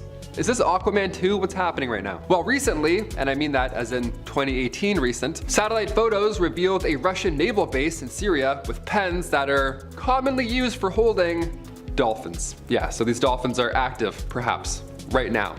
That's so terrifying. Russia and the US have a fleet of trained dolphins to detect mines, but now Iran is also in the mix as well. So 3 powers in the dolphin game. What an odd standoff that would be in the water. They're all eating at each other. Number 5, basket of bees. Guess what this one is? It's pretty much, that's exactly what it is. It's horrible. We often look at ancient Rome as the birthplace for numerals, modern plumbing, social life, all that good stuff. Don't get it twisted, ancient Rome had a lot in common with the Dark Ages as well, okay? The punishments that they would inflict on others, horribly creative, I'll say that. Like for example, a basket of bees. A basket of bees, there we go. Maybe wasps, who knows, I don't know. History gets all crazy, you know? This punishment saw the victim placed in a large woven basket, naked, might I add. Then the basket was hoisted up near a beehive, of course, and then Romans would just anger the hive. They would just shake the basket. And then in turn, all these bees would sting said victim to death. This was meant to be a long and painful death, but eventually, this is how humans realized folks were allergic to bees, because they would meet their demise a little too fast, you know? Romans would be like, what happened? What's going on? Are we going home now? That's it? Number 4, the Colosseum. They say Rome wasn't built in a day, right? Right? No, I'm asking you, I don't know, that's a saying, I think I've heard that somewhere. The word Colosseum is a Latin noun formed from the word colossus, meaning gigantic. And it's huge! It once held more than 50,000 people at one time or another. That's literally the Yankee Stadium. This oval stadium was built from cement, limestone, and volcanic rock. Yeah, that thing ain't going anywhere. Historians and archaeologists are still discovering and unearthing secrets of this site. In fact, most of Rome still hasn't even been dug up yet. What? That's right. In fact, only about a tenth lays discovered, with the other 90% still somewhere around 30 feet below street level. Who knows how many wonders of the world lay unearthed. The Colosseum, also known as the 7th wonder of the world, lays megalithic, 615 feet above the ground at the center or heart of the city. It is the largest ancient amphitheater ever built, and it is still the largest standing amphitheater in the world today despite its age. Its use for the last 1,000 years were rampant with events, festivals, and would even flood its center to reenact naval wars with real ships. How did they get those things in there? I bet that's how they made the bottle in the ship thing, just kinda. And all that water? Just a guy with a giant hose? Yeah, go ahead, turn it on. Yeah, we're gonna be here a while, guys. We gotta push the play. Number 3, boot and rally. The Urban Dictionary added the old boot and rally back in 2002, but Romans, back in the ancient day, they were way ahead of us. Romans knew how to get down, and they also knew how to get it back up. Yeah, ancient Romans would boot and rally in order to continue eating and drinking. What would normally be a red flag at any house party or event was a sign of respect back then. These banquets, these were social events, okay? They were nothing like Tyler's toga party last Halloween. It's not the same at all. Same amount of puke, not the same theme. Attending these parties was a sign of social standing, so you wanted to be around the longest. You wanted to drink the most, dance the most, converse the most, and also, yeah, puke the most. No playing around in Rome, okay? I wouldn't last 2 hours at one of these. Kyle knows what's up, he's seen it. I bring Tums to the bar now, you know what I mean? I'm always prepared. The solution in ancient Rome was actually quite simple, long before Tums. See, what you would do is, you would excuse yourself from dinner, go across the hall to the vomitorium, then you would grab a feather, any feather you like, and then you would just go, and then put it back, and then go right back to dinner. And then enjoy more lobster, because, hey, now you made room. Number 2, gladiators. If you've seen the blockbuster hit Gladiator with Russell Crowe, my name is Maximus Decimus Meridius, then you absolutely nailed it, because that's pretty well it. A stew of slaves, lawbreakers, and ex-soldiers, the Gladiator games were one of Rome's most brutal and vibrant live events. Gladiators would be held underground under the Colosseum until they would be called upon to spill the blood of both man and animal in sport. Fighters would be matched based on their size, previous record, skill level, style of fighting, and years of experience, just like the professional contact sports today. Fighting out of the red corner at 195 pounds, the reigning victor, Spartacus! Oh, you're Spartacus? Oh, sorry. No, you're Spartacus. Okay. But it wasn't all thumbs down for these fighters. Gladiators were the celebrities of their time. Yeah, you can take that. There you go. Okay, 1. We'll do 1. Some gladiators even fought years after earning their freedom. Those years did not seem to be that long, with the average lifespan of the gladiator though living just to their mid-20s. I mean, it's pretty physical. The event was not just to kill your opponent. In fact, months of training and preparation was had. There was more of a spectacle of sportsmanship then, most of the time wounding their enemy, which would lead to the slow demise of a fighter, usually ranging between anywhere from 8 to 10 fights in their whole career. Come on, dude. 50,000 people cheering you on at the Yankee Stadium? Kyle, Kyle, Kyle. Oh, no. And finally, number 1, fast food. Imagine getting a Happy Meal in 45 BC. You just get a toy of like Spartacus, just, oh, that's nice, I'll put it on the window. Romans were indulging in fast food before the eruption of Mount Vesuvius in 79 BC. They were having a good time until they weren't. Archaeologists recently excavated a thermopolium in the ruins of what was once thriving city of Pompeii. We found the snack bar in 2019 and it's since been reopened. Yeah, you can now pick up shifts once again at this restaurant that was open thousands of years ago. As of last August, the restaurant, located at the intersection of Silver Wedding Street and Alley of Balconies, they would serve pork, snails, beef, fish, you name it, and the corner also doubled down and crushed fava beans, more often than not mixing them with wine. So it was a good time, it was social. This was bumping on a Saturday night. The closest thing we have to ancient restaurants in Canada now is like coffee time.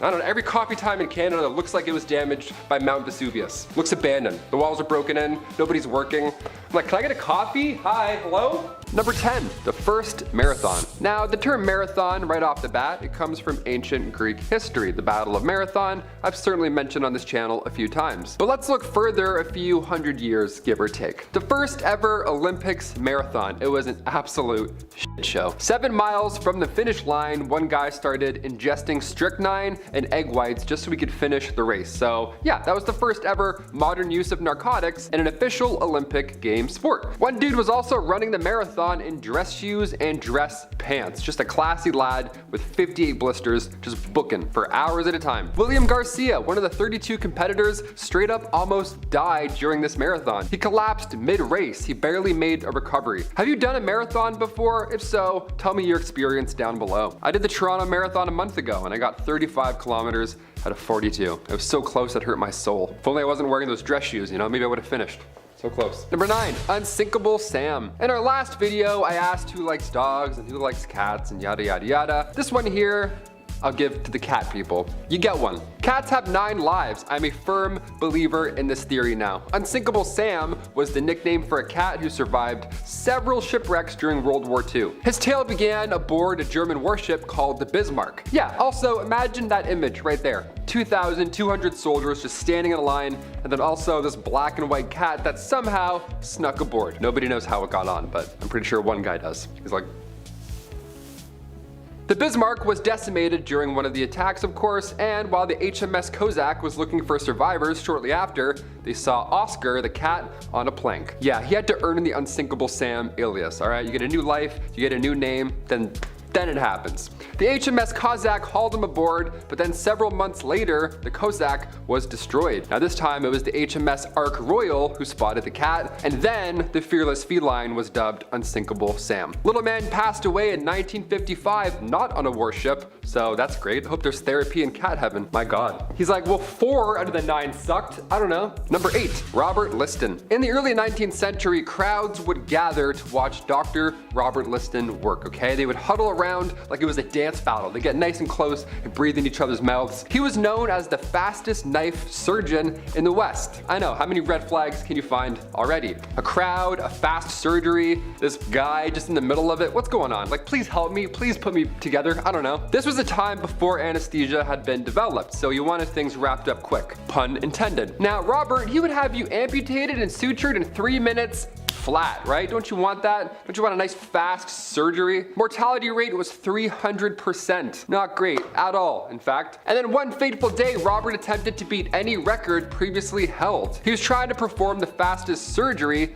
but during so, he accidentally cut off his assistant's fingers as well as the patient's leg. So, I don't know what the guy's doing with his arms, but you're like, buddy, slow down. We got more than 3 minutes, it seems. He also hit somebody else watching by accident, you know what I mean? Remember how I said crowds would gather, the old surgery crowd? This is why you don't stand too close, okay? It's like crump battles. You get too close, you're getting nicked by something, either Robert or some guy in Tim's. Both are gonna hurt. I'm glad surgeons are taking their time now. I'm also glad no surgeons are trying new experiments at a record time. That's also nice. Can you take your time, please? Number 7, the first open heart surgery. Moving on to some other surgeons, a little better, hopefully. We've discussed ancient Egyptians and how they would clean the entire body out for the whole mummification process and then put the heart back in. Now, of course, they weren't alive during any of this, but when was the first open heart surgery? When did that happen? What did that room look like? The first successful open heart surgery went down in Chicago in 1893. It was honestly unbelievable. The patient was a man named James Cornish. He got a knife wound to the chest during a brawl. It was probably Robert Liston just doing his thing. Maybe he got too close, I don't know. And the surgeon, Dr. Daniel Hill Williams, who by the way used to be a shoemaker's assistant, he saved this man's life and he also made history. In the city's first interracial hospital too, might I add. So a lot of firsts happening in this one. Now there weren't any textbooks on this type of operation at the time, so the odds of survival of course were extremely low. In fact, there weren't any odds at all, right? No x-rays, no antibiotics, no anesthesia, no problem, right? Using just a scalpel, Dr. Williams cut through his chest, weaved through all the nerves, slowly, might I add, thankfully. He weaved through muscles, ribs, everything until eventually he closed a severed artery right near the heart. Cornish survived, thankfully, and come 1894, Williams was promoted to chief surgeon at the Freedmen's Hospital in Washington, D.C. Imagine he went back to being a shoemaker's assistant. He's like, all right, cool. Now I want those shoes. Number 6, the Pfizer fine. When we think of the name Pfizer now, there's obviously mixed feelings, pun intended. But back in 2009, before they were making cures, they were paying some hefty fines. The world's largest pharmaceutical company had to pay a record-breaking fine. They had to pay $2.3 billion in criminal and civil penalties over unlawful prescription drug promotions. Now included in this mighty slap on the wrist was a $1.2 billion criminal fee. Now if that didn't sound bad enough, in the agreement was also a criminal forfeiture of $105 million. So you're paying and you're also getting more stuff taken away. It's all bad. This was the 4th time Pfizer got charged with this magnitude in a decade. They were on a pretty bad streak. What got them in hot water in the first place is that they would promote their products at resorts, right? They would invite doctors to these meetings, give them golf, massages, whatever. They'd pepper you up nice so that you were Team Pfizer by the end of the trip. And you were all tanned. You looked nice, right? FBI Assistant Director Kevin Perkins says the corporate giant was blatantly violating the law and misleading the public through false marketing claims. Number 5, Private Warbear. It wasn't just members of the human species who took part in WW2. No sir, mules, dogs, pigeons, horses, bears. Bears? Soldiers in Poland had come across a bear cub on the side of the road whose mother had been unfortunately removed from this world by hunters. One of these soldiers decided he was going to raise the cub as his own, and named him Wojtek. Wojtek was trained by this soldier and a civilian, and eventually he was even enlisted in the Polish army so that he could legally come aboard a British transport ship. Fortunately, he didn't actually do any fighting, but he was given his own paybook, serial number, and the rank of private. He would bunk up with other soldiers, loved beer and cigarettes, and helped transport supplies including heavy boxes of ammunition. Nice. Number 4, Rough Riders. Okay, think about the toughest guy you know. Maybe it's your dad, maybe it's your uncle, maybe it's you. Maybe it's me. No matter who it is, I bet they aren't as tough as Teddy Roosevelt, the 26th President of the United States. He was well known for being a man who enjoyed nature, the explorer's man if you will, safari hunter, Nobel Peace Prize winner, soldier, and a big booster for the National Park System. The man did it all, but did you know that during a speech in 1912, President Roosevelt was shot? Gasp. Now before I tell you what happened next, I want you to take a guess what happened next. Did he A, drop to the ground and perish, or B, the assassin was a lousy shot and missed, giving the president a chance to return fire? What's your answer? Type down below. Well, the answer was secret option C. I gotcha. He was shot and showed the crowd that he was. And then he said, I can no longer make a long speech because I have been shot, where he then continued to deliver an 82-minute speech. What a man. Number 3, Pepsi Army. Did you know that the company Pepsi actually had the world's 6th largest military for a brief moment in time? Okay, so basically what happened is that Pepsi realized that they were inferior to Coca-Cola, and so they installed AI into their Pepsi cans worldwide, creating an autonomous army of soda cans. No, that's not what happened, you goof. Actually, in 1959, at an American exhibition, PepsiCo tried to prove the great concept of capitalism. Pepsi actually did a pretty good job. But the cash of the Soviet Union wasn't really accepted all over. So, instead, the Soviets traded submarines, military ships, and a lot of vodka for tons and tons and tons of Pepsi. Enough that Pepsi ranked 6th among the world's military powers until it sold all of that. Number 2, Emu War. Australia, land of sun, beaches, and spiders that got too buff. Too much for me. But today we're talking about my friends from down under. Shout out to the Aussies. Chetty loves you. But we gotta talk about the Emu War, guys. What the heck was going on there? In a nutshell, emus were causing havoc in Australia's agriculture sector and destroying farms at an alarming rate. So the government said, "Right then, take it easy, get rid of the buggers." A couple of soldiers were given large automatic weapons to deal with the pests. Well, it didn't turn out very well, as the emus just didn't seem to want to eat the bullets. Can you blame them? I can't. One Australian politician jested that the emus should be given medals for their bravery. In the end, the emus won. Number 1. Free falling. 50 years ago, on January 26, 1972, Vesna Volovi, a flight attendant from Serbia who worked for the Yugoslavian airline JAT, got on board JAT Flight 367 to Copenhagen. Also on board that flight, unfortunately, was a device inside a briefcase that went boom over Czechoslovakia. While everyone else on board did not survive, Miss Volovic was stuck inside the shattered fuselage by a food cart as the plane and Vesna fell 33,000 feet. Thankfully, there were trees to break the fall and snow to cushion the landing near a small Czech village. But Vesna still suffered a skull fracture, broken legs, 3 broken vertebrae, she was temporarily paralyzed from the waist down, and put in a coma, leaving her with no memory of the flight or her descent. While there was some skepticism about the way the flight went down, she still received a Guinness World Record for the longest survived fall without a parachute.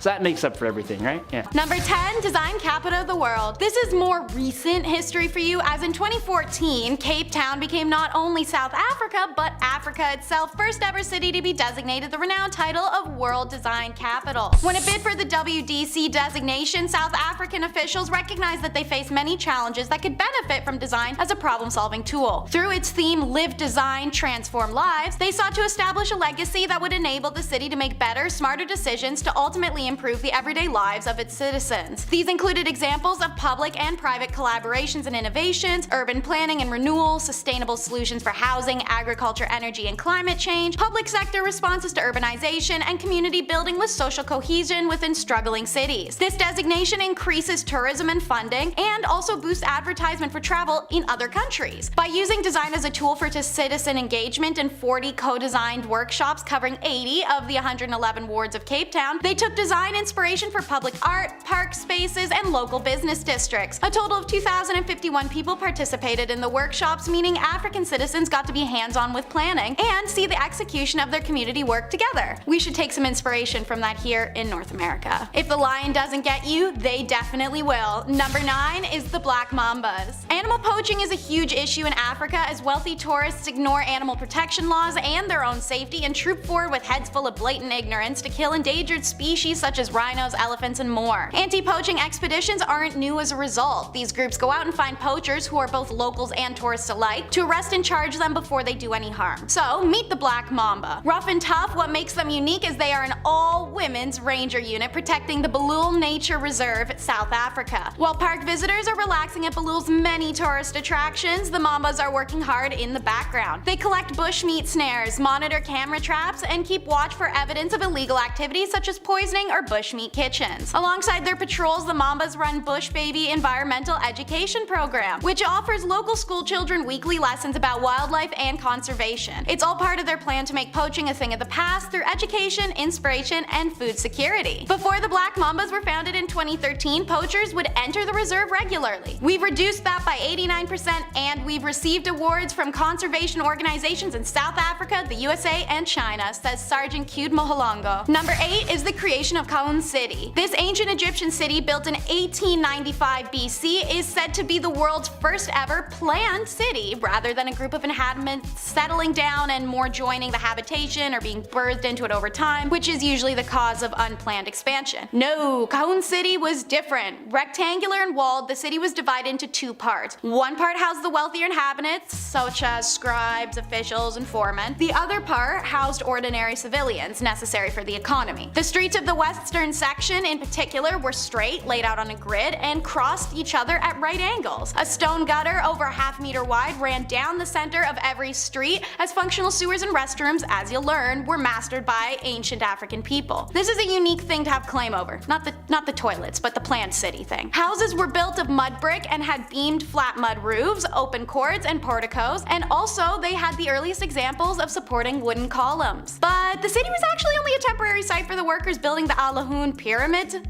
to live in, so it was abandoned after the pyramids were finished. Another grand creation is number 7, the Great Wall of Benin. That fun little quip is actually in regards to the size of this Nigerian medieval kingdom. It's said to be built on scale comparable to the Great Wall of China, but there wasn't one giant wall at all. There was hundreds of walls, a vast system of defense totaling 10,000 miles in all, considered the largest earthworks in the world carried out prior to the mechanical era. Benin City's planning and design are miraculous too, according to the careful rules of fractal design, which uses symmetry, proportionality, and repetition. The city and its surrounding villages were laid out to form perfect fractals. That was also repeated in the rooms of each house, the house itself, and the cluster of houses in the village in mathematically predictable patterns. Large streets comprised a sprawling series of structures for living, stores, and public buildings interconnected by innumerable doors and passageways, all which were richly decorated with the art that made Benin famous. In the early foreign explorers' written descriptions of Benin City, it portrayed it as a place free of crime and hunger,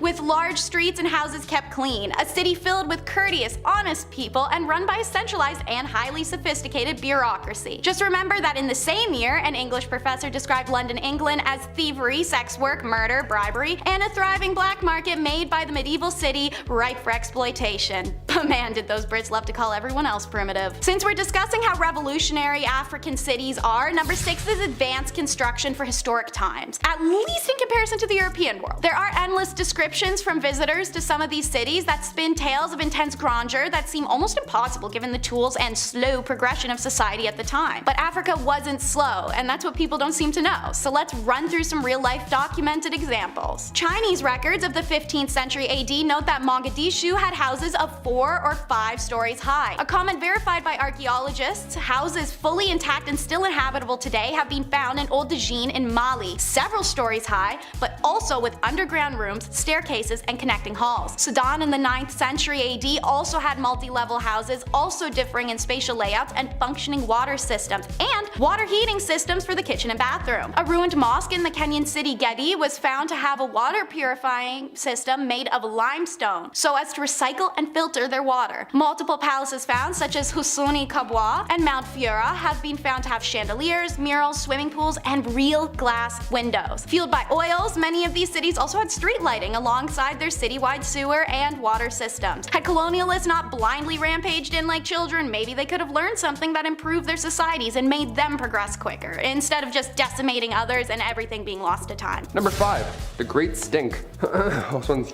fucking so funny. Where was this in Peaky Blinders? This would have been a great season. Everyone's just walking around plugging their nose. The Great Stink of London was a major environmental crisis that occurred in the real hot summer of 1858. Now at the time, the River Thames, which flowed through the heart of the city, it was heavily polluted with raw sewage, industrial waste, human shit, animal shit, so much shit. Pretty much everything and all horrible things you can imagine, all in this flowing hot soup of garbage. The hot summer weather made the problem 1,000 times worse, and it caused the river to emit a putrid odor that covered the entire city. It was just a blanket of stink and depression. The stench was so overwhelming that it disrupted business, it caused widespread illness, and even forced Parliament to suspend its sessions. Yeah, it was so stinky, even Parliament's like, Ew, no, we'll just talk later. Just go home. Everyone stop. The crisis prompted widespread public outcry, I would hope, and ultimately led to the construction of a new sewer system for the entire city. Thank God. I was really hoping for some sort of solution there. The new system was completed in the 1870s and dramatically improved public health in London by reducing the incidence of waterborne diseases such as cholera. Yeah, get rid of that, clean some things up. Yeah, maybe it'll help. It took 10 years to fix the sewage. How brutal is that? My God, 10 years. Number 4, closer to the heart. Oh, this is so fucked up. Back in 1822, the poet Mary Shelley, the author of Frankenstein, OG writer, here we go. Well, one of her deep dark secrets was accidentally discovered.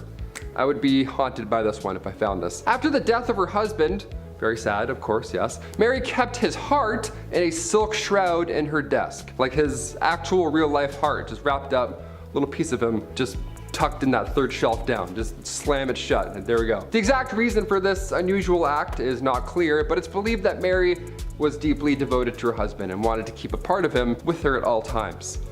Or again, 3 cupboards down, just slammed in the back next to the Crayolas. The heart was eventually discovered by Shelley's son, who removed it from the desk, thank God, and then buried it with his father's body, away from the desk, like outside in the ground, something kind of normal. Again, being a fly on that wall, what does that conversation sound like? The son's like, hey, found something, I don't know, let's talk about it. Number 3, the Battle of Los Angeles. Seeing as the Pentagon had another leak recently, it's always fun when they leak stuff, let's talk about the biggest false alarm ever. Or was it? The Battle of Los Angeles, otherwise known as the Great Los Angeles Air Raid, happened during World War II, right at the end of February 1942. This event, first of all, it took place only a few months after the Pearl Harbor attacks, so everybody was obviously, immensely stressed out, to say the least. Something like 25 enemy aircraft was spotted flying over Los Angeles in the late hours of February 24th. So at that point, appropriately, air raids blasted off. Blackouts were then put in effect. This was not a drill. Or was it? We don't really know yet. Artillery fire, machine guns, anti-aircraft shells, all blasted off, shot pointed somewhere in the sky, hopefully to hit something. In total, around 1,400 shells were shot off. 2 people had heart attacks because of the noise. 5 people died in total from this retaliation, and it was all apparently a false alarm. A press conference was held by the Secretary of the Navy, Frank Knox, and he called the incident war nerves, and that there was nothing actually flying above. Although now we think it was UFOs, so I don't know. What do you guys think it was? Nothing? You think it was UFOs? Do you think it was just war nerves? I think it was probably nothing. It was just nothing. Number 2, the Battle of the Stray Dog. Oh, love animals. Love when they just cause battles. That's great. The Battle of the Stray Dog was a bizarre incident that occurred in 1925 between Greece and Bulgaria. Now, it began when a Greek soldier was chasing a stray dog and he accidentally crossed the border just a little too far to the left. He crossed the border into Bulgaria, leading to a heated confrontation with Bulgarian troops. Now, the incident quickly escalated into this full-blown battle, again, with this dog standing in the middle, not knowing what it's caused, with artillery fire and thousands of troops on both sides running at each other. Now, the conflict lasted for several days before a ceasefire was eventually declared. Now, although relatively minor in the grand scheme of things, the Battle of the Stray Dog highlights the complex and often volatile nature of geopolitical tensions and the unpredictable events that can lead to armed conflicts, like say, I don't know, a stray dog being anywhere at the wrong time. So by the time the International Committee negotiated a ceasefire to clear up this obvious misunderstanding, 50 people had already lost their lives. So keep those leashes on, folks. Dog parks only, I guess. And finally, number 1, the dancing plague. This is the funniest thing ever. I'll talk about this until I go out, honestly. July 1518, one of the most bizarre events in medieval history went down. And it's horrible, but humans did not help this cause. Humans were just the worst here. The town of Strasbourg was calm, cool, and collect one summer back in 1518 until out of nowhere one woman began to dance uncontrollably in the streets. Others soon joined her, and eventually there were over 400 people dancing the days away. Now, it's really tragic here because this was not a good time. A good amount of people here lost their lives due to exhaustion alone. Like, it sounds like a fun thing. We think back to it, it's like, oh, the dancing plague. People started playing music. The authorities tried their best to help the situation, so they paid for musicians to perform for them while they were convulsing in the street. Again, not helpful here, guys. We need some medicine, maybe something else is going on. We don't need a guy with a banjo to come up and liven up the streets while 40 people are having seizures. Not really gonna help. This happened a few times in Europe as well, a few dancing plagues between the 14th and the 17th centuries, and we still don't know exactly what happened here. All we do know is that it was some sort of illness and that it was not like Step Up. It wasn't a dance circle, it wasn't cool, it wasn't sick, all right? We don't need a guy playing guitar. This was bad. This was like a sickness. Those are the top 10 unusual events in history that sound made up, but they totally did happen. Those were all very real, including the dancing plague. How wild is that? Number 10, mummification. Back in the ancient Egyptian times, of course, mummification was common. And even today, we're finding more mummies. It's pretty exciting. We're uncovering more ancient history every day. But how the hell was mummification done? Obviously, we can't talk about this in school because we're a little too young and maybe it's a little frightening. So, warning, it's a little gross. We've talked about teeth worms and trepidation, so I don't know. I feel like you're prepared. Well, for starters, mummification wasn't cheap. Being mummified was reserved for the rich. Now, it's pretty brutal, but what you would do is you would put a hook in your nose and then you would pull out your brains. All of the brains and the mushy stuff, just right out of your head. And then you would cut the left side of the stomach open, remove all of those goods, all those organs, gone, easy. And then while those are drying, you would put the lungs and the liver in jars. So ancient Egyptians, that's why they needed a lot of jars. You gotta put lungs and organs in it. And then you put the heart back in the body and then wash the insides out with wine and spices, all that good stuff. And then you would cover the body in salt for 70 days. Now around day 40, you would stuff in some sand, and then come day 70, that's when you would wrap them finally in the mummy bandages. And then the sarcophagus finally awaits. Those jars of organs were also stored in the burial chamber. So if you watch The Mummy and they're, making somebody a mummy and they're like moving around, no, it wasn't like that at all. It took 70 days. It was a long, exhausting process. Number 9, first open heart surgery. Okay, going back to ancient Egyptians, why not? We're on a little track here. So they would clean the entire body out and then they would put the heart back in. Now, of course, they weren't alive during any of this, obviously. But when was the first ever open heart surgery? When did the impossible become a reality after this? Well, the first successful open heart surgery after mummification went down in Chicago in 1893. The patient was a man named James Cornish. He got a knife wound to the chest during a brawl. The surgeon, Dr. Daniel Hale Williams, who by the way used to be a shoemaker's assistant, he saved this man. This is how he did it. In the city's first interracial hospital too, might I add, there weren't many textbooks on this type of operations at the time, so the odds of survival here were low. In fact, there weren't any odds at all, being the first. At this point in time, there were no x-rays, no antibiotics, no anesthesia, and also no problem. Apparently, using just a scalpel, Dr. Williams cut through his chest, weaved through nerves, muscles, ribs, you name it, until eventually he closed a severed artery near the heart. Now, Cornish survived, and come 1894, Williams was promoted, obviously, to chief surgeon at the Freedmen's Hospital in Washington, D.C. Yeah, I didn't remember hearing those details in school. Probably would have fainted at my desk. Number 8, Bridget Bishop. Okay, getting some witchy nonsense for this one. Back in 1692, 500 people lost their lives due to smallpox. This happened after Europeans brought the disease to North America, and in result, you would get covered in these sores, these pimple-like bubbles. It was really uncomfortable. So rather than recognize the situation as symptoms from a disease, the people of Salem at first thought, oh, they're probably cursed, they're probably witches, hence why they're acting odd. The small Massachusetts village began this wave of hysteria with 2 young women, Betty Paris and Abigail Williams. They started to show signs of the disease. They were convulsing, acting strange, talking nonsense. Obviously, they were extremely ill. And so the village doctor, William Greggs, just said, I think they're bewitched. I think there's a couple of witches in our presence. And then other villagers slowly started to show similar symptoms because, science, that's how it works. But at the time, they believed Bridget was the first ever witch, and she was just cursing everybody around her. It was kind of the reason they kicked off the entire Salem witch hunt. It was all because of Bridget Bishop. Over the next few months, around 150 more folks were all convicted, all meeting their similar fate on Gallows Hill. Maybe it was Bridget Bishop, or maybe it was just rye disease. It's now referred to as St. Anthony's fire. You convulse, you experience delusions. Feels like bugs are under your skin. It's horrible. But these doctors didn't know that back then. Everybody just thought they were all cursed, that they were witches. No, they were not cursed. They just needed help. Oddly enough, in May 1693, just 1 year later, the Salem witch trials abruptly stopped. Did the town of Salem run out of witches, or did they run out of contaminated rye bread? I vote the latter. Me personally. Number 7, Malin Matt's daughter. Okay, sometimes in history, humans can be found guilty of practicing witchcraft. This is wild. This was like Imagine that today. I've mentioned Giles Corey on this list before. He's a brave soul. But we also have to mention Malin Matt's daughter. She doesn't get the light as much as Giles does. It's one thing for a town to turn against you and call you a witch, but imagine family. That's exactly what happened to Malin Matt's daughter. She was a Swedish widow, and her own daughter told everybody that she was a witch. She was the last victim of the Great Swedish Witch Hunt in 1676, also known as the Great Noise. Malin goes down in history because one, it was thankfully one of the last, but two, she never admitted. Yeah, she didn't cry out in pain, she didn't beg for forgiveness. She said all this witchy nonsense was hogwash, and she stood by it too. What an OG. She was a champ. She was a badass. Her daughter was actually later found guilty of perjury, so later she met a similar fate. Know what I'm saying? What goes around comes around, like a witch flying on a broom in circles.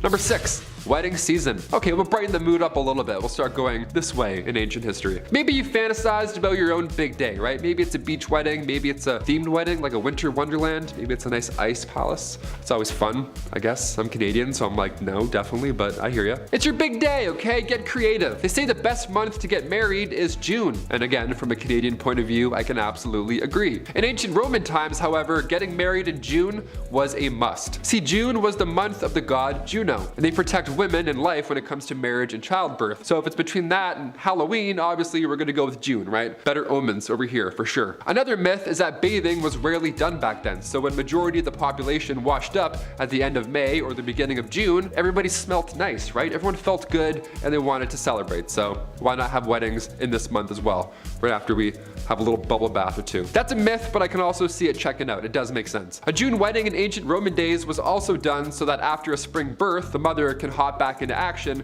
and help with that summer's harvest. Yeah, maternity leave? Never heard of it, sorry. Welcome to ancient history. It's the worst. Number 5, Able and Baker. Okay, we often remember Laika the space dog and her 103-minute cosmic journey aboard Sputnik 2. But does anybody remember Able and Baker? Why don't we talk about these two enough? This was the American version of Laika. This was less than 2 years right after that. It was May 28th, 1959. The United States launched 2 female primates. They launched Able and Baker into space. This mission only lasted 15 minutes and they both safely returned back home. That's wild to me. The monkeys weren't injured from the cosmic commute at all. A radio message came in shortly right after they splashed down in the Atlantic, and the message said, no injuries or other difficulties. Thank the Lord, we love that. Able and Baker, perfect, as they said. I don't think we can blast any more primates into space going 10,000 miles an hour anymore, but it's wild to me that we did this ever. This is insane. A human had to strap in a chimp into a rocket ship and be like, all right, see ya. And then, that's insane. Grown adults had to do that. That's insane. Able sadly passed away shortly after the flight. Nothing to do with the actual flight itself, just timing. Meanwhile, Baker, she got famous. She was getting 150 fan letters a day. Imagine if she had Twitter. Oh, be wild. These ladies are icons. Never mind Laika, okay? Hit that thumbs up for Able and then subscribe for Baker. They went in space. That's crazy. Number 4, asteroid redirection. Speaking of space, this one has Michael Bay written all over it. I can't wait. I'm pretty excited for this project. I can't even catch a baseball with my hands. You're telling me NASA is gonna catch an asteroid hurling through space? This is the future. We've arrived. NASA landing on an asteroid is one thing. Sure, that's, you know, a Michael Bay movie. But their asteroid redirection mission, that's a whole nother level. This coming Monday, as in like 4 days from now, I don't know, NASA is gonna broadcast its first attempt to modify the orbit of an asteroid, hurling through space. This is real life. And before you start to panic, no, there's no way any debris can hit the Earth after said test. But if an asteroid was coming for Earth, well, now we have a backup plan to hopefully, ideally, save the human race and the planet. That would be helpful. That's always handy. The planetary defense team is using a craft called DART, just sending a dart out there. You got a dart? Awesome. Double asteroid redirection test, DART, which will ideally target the asteroid Dimorphos and then altering its orbit. And we can tune in live to watch the whole thing on Monday, because that's where we're at in the future.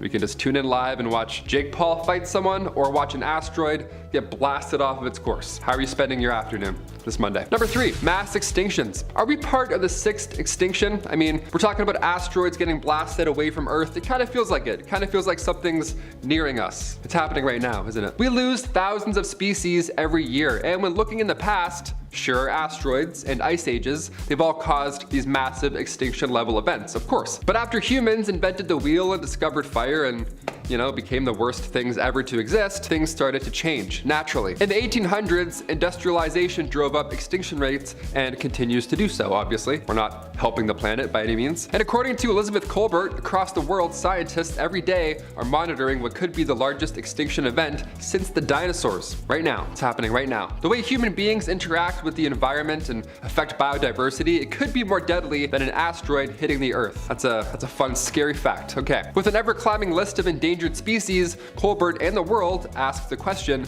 is it too late to change it? Kind of feels like it's too late. Okay, let's move on to something a little more lighter so we don't feel like complete trash. Deal? Deal. Number 2, relaxative. Okay, so right off the bat, the Victorian era was a little messy. I'm sure you figured this out by now, but these messy illnesses were putting a lot of pressure on medical practitioners back in the Victorian day, so they were desperate for new treatments. Sometimes I laugh at Victorian medical treatments, but they tried. And they also achieved many medical breakthroughs, one that I saved for number 1. But when it came to handling chickenpox in the Victorian era, that wasn't our finest hour. No, we didn't figure that one out, I don't think, right off the bat. Chickenpox in the Victorian era was being treated by using laxatives. Yeah, just let that sink in for a second. I have chickenpox. What should I do, doc? Just go take a shit. Or 6, I don't know, might help. Yeah, folks would slam some castor oil and then, ready for this? They would get even more sick. Yeah, who would have thought, right? You thought you were uncomfortable before. Well, not even close. Not every answer was a solution in the Victorian era.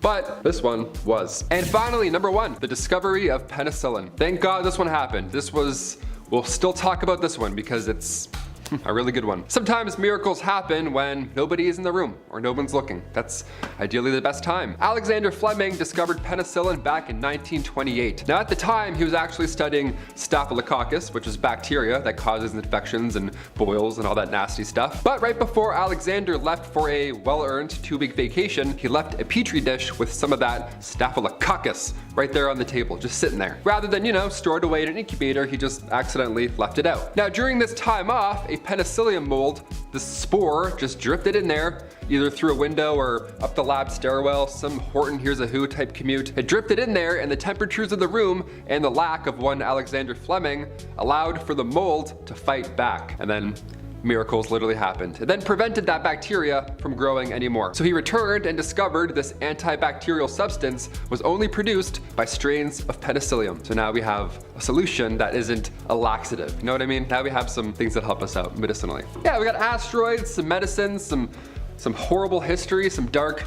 tragic events. We got it all in this list, really. I don't know how to tell you that. Number 10, animal heaven. This was pretty odd, and we're still talking about it, rightfully so. Coco the gorilla. She was a famous primate known for her ability to communicate through sign language. We've all seen that video with her and Robin Williams tickling each other laughing. It's heartbreaking, it's beautiful. Gorillas are very smart and very strong, so strong. Francine Patterson, who was Coco's trainer and of course the closest human around to Coco, was asked in an interview how deep their conversations with Coco would actually go. The caregiver showed Coco a skeleton once and asked if it is alive or dead. Coco signed dead, draped. Draped means covered up. Then they asked, where do animals go when they die? And then Coco said, a comfortable hole. And then she gave a kiss goodbye. Yeah, philosophical debates followed, of course, because what was she referring to here? Was Coco being referred to being put into the ground, literally? Or was she talking about an afterlife? A comfortable hole in the afterlife world. I don't know. Gorillas are so smart. And again, so strong. Number 9, Derek Amato. What started with tragedy ended in symphony. Here we go. I had no idea this was possible, and now I'm questioning everything. Derek Amato is a self-taught pianist who gained worldwide attention after a traumatic brain injury caused him to develop acquired Savant syndrome. Derek was diving into a shallow pool back in 2006. Now his concussion actually made him lose some of his hair and some of his memory. It was bad. But in a bizarre turn of events after the accident, Derek became a musical genius. Guy was killer on the keys, who knew? This condition allowed him to access exceptional music abilities that were for sure not around before the accident. Amato actually released his own album titled Life in the Keys. That's incredible. Tried so many times. Number 8, Catullin, a Mongol princess and descendant of Genghis Khan. Let's talk about her. Catullin is known in history for her undefeated wrestling abilities, if you can say that. She was said to have issued a challenge to any man who wanted to marry her, stating that they first must defeat her in a wrestling match. Now, despite many attempts by many men, Catullin reportedly remained undefeated, with some accounts suggesting she won as many as 10,000 matches. Yeah, Tinder, but make it exhausting. Sure. Instead of a super swipe, she's giving your legs swiped? I don't know. A super choke? Her story has become a legendary tale of strength and independence in Mongolian history. And also, how terrifying is that woman? Imagine being like number 6,000. You're like, I don't think I'm gonna do it. I don't think I'm gonna tap her out. I really have no clue.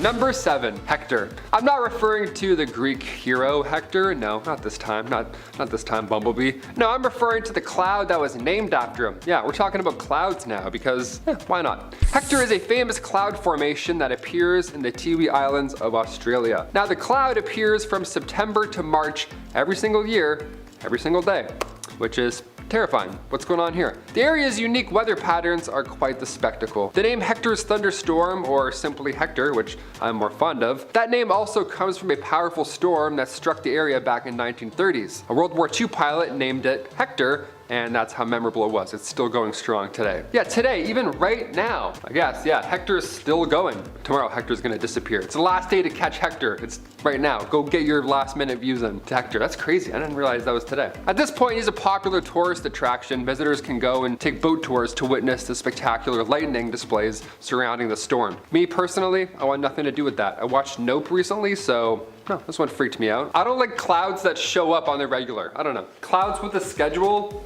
I'm all set. This next one here, kind of the same kind of thing. Here we go. Number 6, medieval sky battle. This might happen soon. I don't know. Aliens, who knows? Short and sweet, this one. This looks like the inside of my old high school locker, first of all, but this is actually medieval art. This Nuremberg broadsheet shows us a battle, an Avengers level threat, really, if anything. This battle took place apparently on April 14th, 1561. It was an aerial battle involving, I don't know, globes, crosses, tubes, you tell me. I don't know what's going on in the sky, but Iron Man is nowhere to be found. These cigar-shaped UFOs have been breaking the internet recently, and I'm not gonna lie, they kind of look like what we're seeing in that medieval art. Maybe this is the same vehicle. Maybe it's the same battle. Maybe it's gonna happen again. People viewed this event as a divine warning. Yeah, obviously, you don't say. What else are you gonna call that? UFO is flying around, someone's like, I have a bad feeling, Abraham. I don't know, this looks a little odd. Number 5, no birds at the funeral. If you ever want to liven up a funeral, try bringing a parrot. They love to heckle, turns out. Former President Andrew Jackson, he passed away a long time ago. He passed away in 1845. Now, it's important to note that he passed away before his pet did. He passed away before his pet parrot died. So the parrot, of course, attended the funeral, right? How lovely, right? I bet after I said that, you said, oh, maybe you gave it a thumbs up, maybe you subscribed. Good stuff going around, right? It's lovely. Thing is, the parrot loved to swear. Yeah, he had a few curse words in his back pocket. This parrot actually heckled so much during the funeral that they had to remove it. How epic is that? Got kicked out like it was a comedy club. They're like, all right, put your wings behind your little bird neck, we're out of here. Number 4, illegal pedestrian crossing. I see this far too often living in the city. Toronto is wild for this. It drives me crazy. People jaywalking. Looks like there's not a truck coming your way. They do that little wave, a little smile, a little weird walk, and they just go wherever they want. Middle of a Toronto intersection, they're like, hey, I'm 92, see ya. Everyone's slamming their brakes, avoiding them all of a sudden. You're holding up traffic even more. Now, in China, jaywalking, that's a no-go. Article 40 of Beijing's traffic law stipulates that drivers and motor vehicles cannot suddenly stop even if it's at a crosswalk. So yeah, you can't even stop when you're at a crosswalk. You have to wait for cars. So if you're not in a car, you have to wait. You don't get the right of way automatically, like, you know, most of the time. And for drivers, it's forbidden to stop at these crossings. You gotta just keep going. If you do, you're getting a fine. Hopefully just a warning, but possibly a fine for stopping at a crosswalk. How insane is that? Number 3, raining coffee. The sky is falling. Sometimes it's frozen lizards, and sometimes it's bugs. But you know what? Sometimes maybe coffee will fall from the sky. I don't know. Get your mugs ready. We're waking up early tomorrow. I don't know. Back in 1969, a South Carolina factory was busy. The non-dairy creamer, Cremora, was doing great production-wise, but they didn't have the greatest air vents in the factory. All of a sudden, the powder mixture leaked out one day, went into the air, where it then mixed with falling rain, and voila. Now we have double doubles falling from the clouds. Now we have a really odd rainfall. Chester, South Carolina. It was the day we woke up to coffee goop on our lawns instead of dew. That's memorable for sure. The company ended up paying a fine of $4,000 for allowing their product to be released from the plant. Could have been worse. Could have been a lot worse. Could have been a spider factory. I don't know.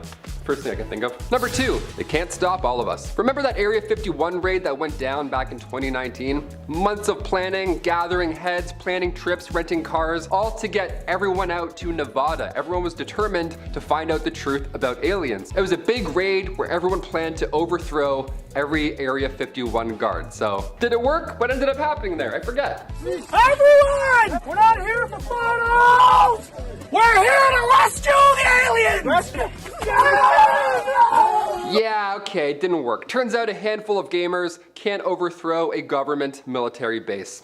Who knew? Shoot, maybe next time, I don't know. So what was the goal here? 1.5 million people signed up to storm Area 51 in 2019, but this wasn't the first time something like this happened. Back in the 1950s, the public also wanted answers. It was June 17th, 1959, and the Rizzo Evening Gazette published a story with the headline reading, "More flying objects seen in Clark's sky." That's pretty alarming. Then the paper went on to describe how Sergeant Wayne Anderson, a local sheriff, was one of many who spotted what the paper described as an object bright green in color and descending towards the earth at a speed too great to be an airplane. Yeah, I just watched Jordan Peele's A Note. Couldn't have done this list at a better time if you ask me. What did they see? It was green, it was close, was it Optimus Prime just coming to say what's up? I need answers, folks. And finally, number 1, tombstones ashore. Here we go, death is calling. Back in 2012, the world thankfully did not end, but if you believed that it was going to, this definitely would have freaked you out. Back in May 2012, 2 friends were on a nice beach walk right on the coast of San Francisco's Ocean Beach. Now, when all of a sudden something that looked like a fridge started to crash through the waves and then onto the shore. Now, it turns out it was not a fridge. That would have been lovely. It would have been a nice surprise. Just some fridge goods popping out from 1976. It turns out it was a massive tombstone from the year 1876. It was a little more haunting than a fridge. The tomb originally belonged to Emma Bosworth, and then just 1 month later,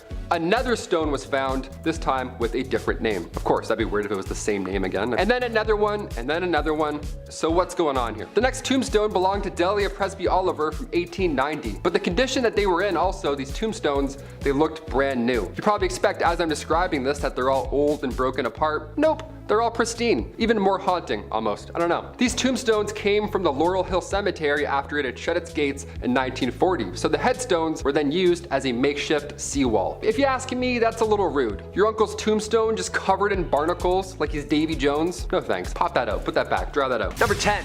Abe the Wrestler. At 20 years old with a record of 300 fights and 1 loss, he stands 6'4" at 185 pounds. Your future president of the United States, Honest Abe! The chair! Give him the chair! That's right, Abe Lincoln was quite the ruffian. However, the wrestling back then wasn't as organized as there was no WWF per se. It was mostly just a show of strength and skill, but they were competitions among men. Huge crowds gathered, towns watched, everybody gambled. It was great.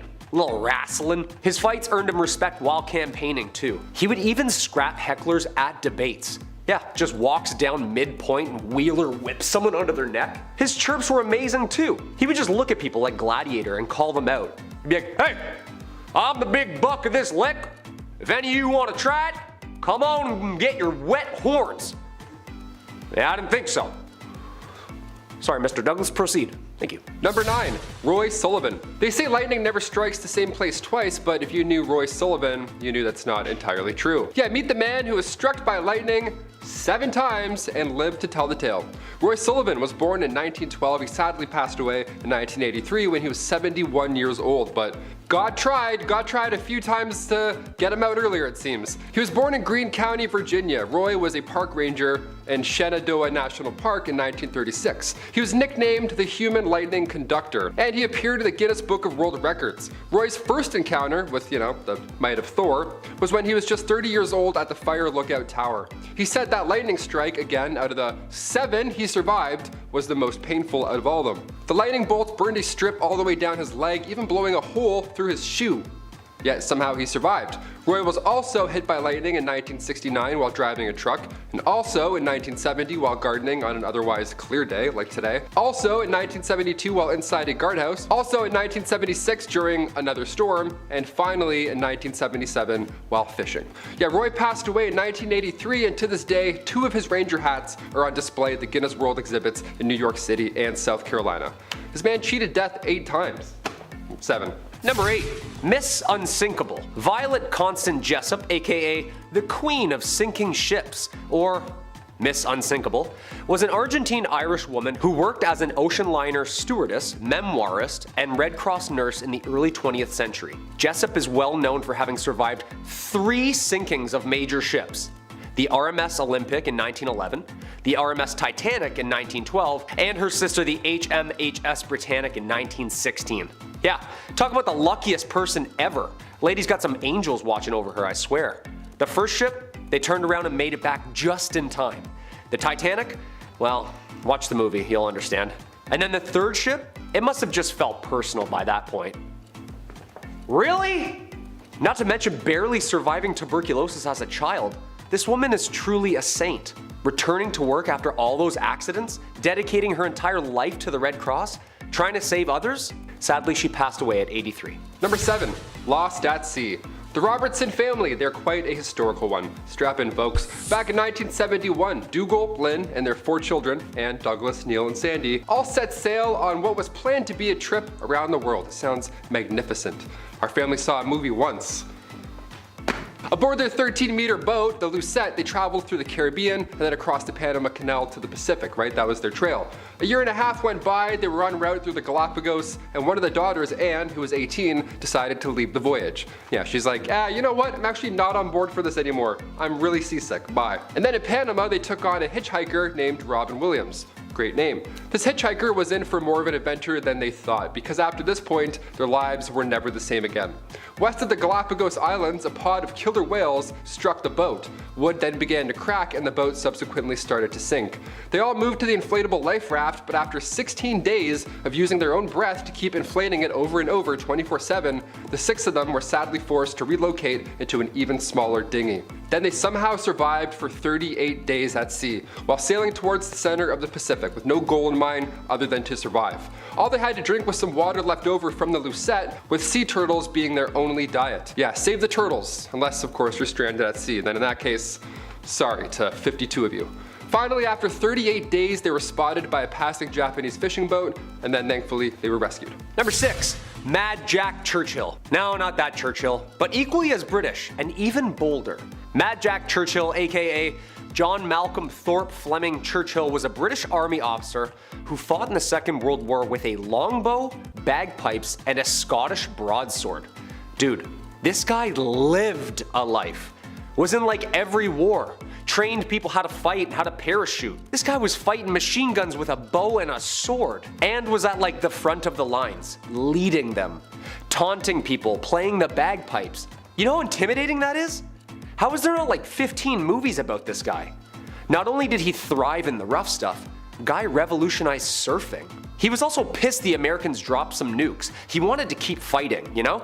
Like imagine that pep talk. Alright lads, I'm gonna play a wee jingle here first, and then I'm gonna go out, take this sword, and I'm gonna start swinging. Alright? Good luck.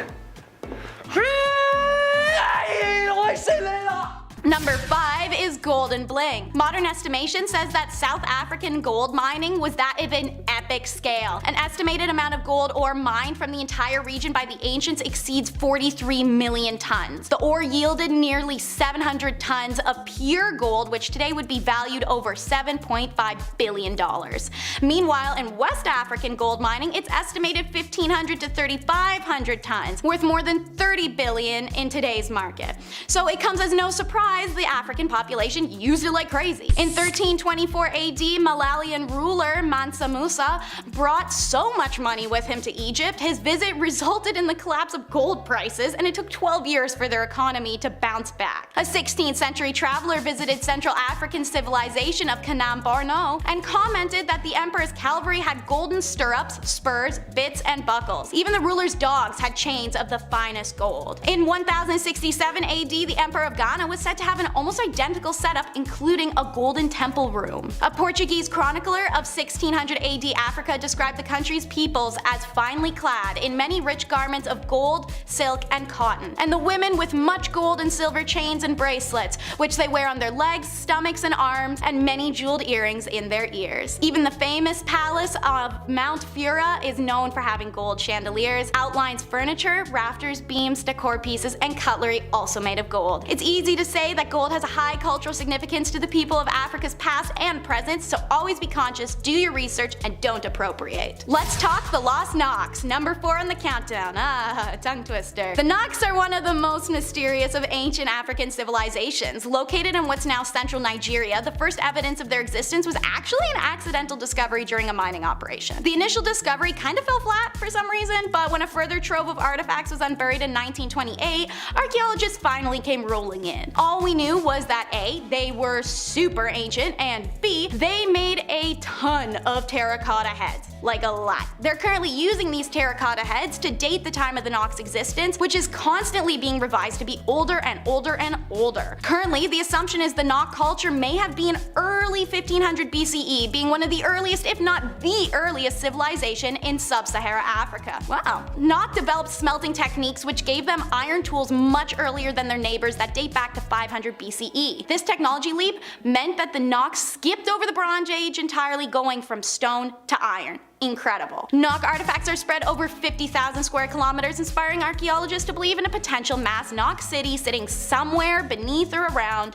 waiting to be discovered. Unfortunately, the reason we haven't yet is Knocks used mud and wood to build their empire, something that the climatic conditions of Nigeria easily broke down over hundreds of years. Number 3 showcases the power and resilience of African women, the Igbo Women's Uprise. The colonists' first mistake was in taking power of Africa. Their second was in undermining it. The Igbo history, it's remembered as the Women's War, a massive revolt against the policies imposed by colonial British controlling Nigeria. In 1914, colonial governors implemented an indirect control and ruling system. Under his plan, they ruled locals using warrant chiefs, who were traditionally the pre-existing Igbo chiefs. It became downright oppressive. Property was being stolen, draconian regulations implemented, go look up what I mean, and the imprisonment of those who spoke out against it. It was hard not to be mad at the warrant chiefs, but they were just the messenger. So what blew it out of the water was the colonialists imposed a special tax on the Igbo market women, people responsible for supplying food to the growing urban populations in varying Nigerian cities. Obviously, the population feared the taxes would drive many of the market women out of business and seriously disrupt the supply of food and non-perishable goods available to the populace. So November 1929, thousands of Igbo women congregate and protest warrant chief theft and tax at administration centers. They used a fun tradition dubbed sitting on a man, which is to censor men. They did this via all-night song and dance ridicules. These icons also attacked colonial stores and banks, broke into prisons to release prisoners, and attacked the colonial monuments by burning them down. This 2-month siege had a reported 25,000 Igbo women participants, and in the end, the Igbo women's action forced colonial authorities to drop their plans to impose a tax on the market women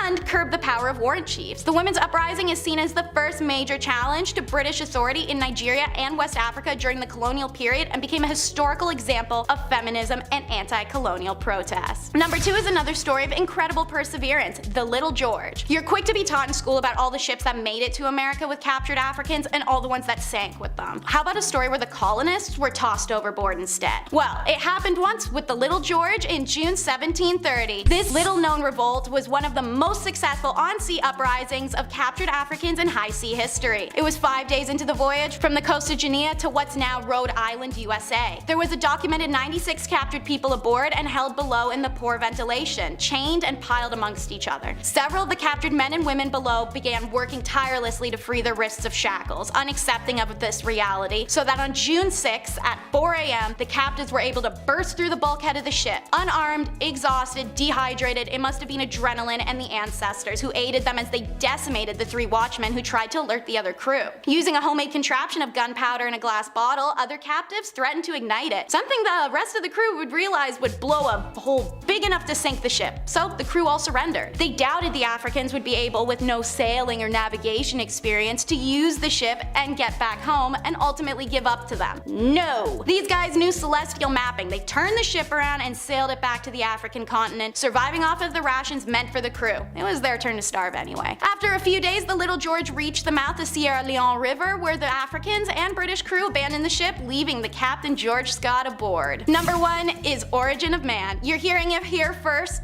maybe, but the human race is of African origin. Now, it's important to divide the line. I am not referring to Neanderthals, but rather the subset of human that followed and is what we are now. Referred to as Homo sapiens sapien, remains found in Omo, Ethiopia are the oldest in the world, dating back to 230,000+ years old, and no older ones have yet to be found. They're titled Omo 1. The remains, they were originally thought to be from a later time period, using endless DNA testing and also the layering of volcanic ash, as well as debris over the remains through different periods. It helped us determine a much older age just last year in 2022. A New York Times article published in March of 1979 documented this discovery on the front page when it first happened, under the title Nubian Monarchy Called the Oldest. As curious readers leafed through, they were able to learn that evidence of the oldest recognizable monarchy in human history, preceding the rise of the earliest Egyptian kings by several generations, has been discovered in artifacts from ancient Nubia. This area is now the territory of northern Sudan and southern modern-day Egypt. This isn't a new theory or fact, however, as it's been long thought that we began in a single East or South African region, which eventually spread into Asia and then into Europe. But it is one left out of a lot of textbooks in school.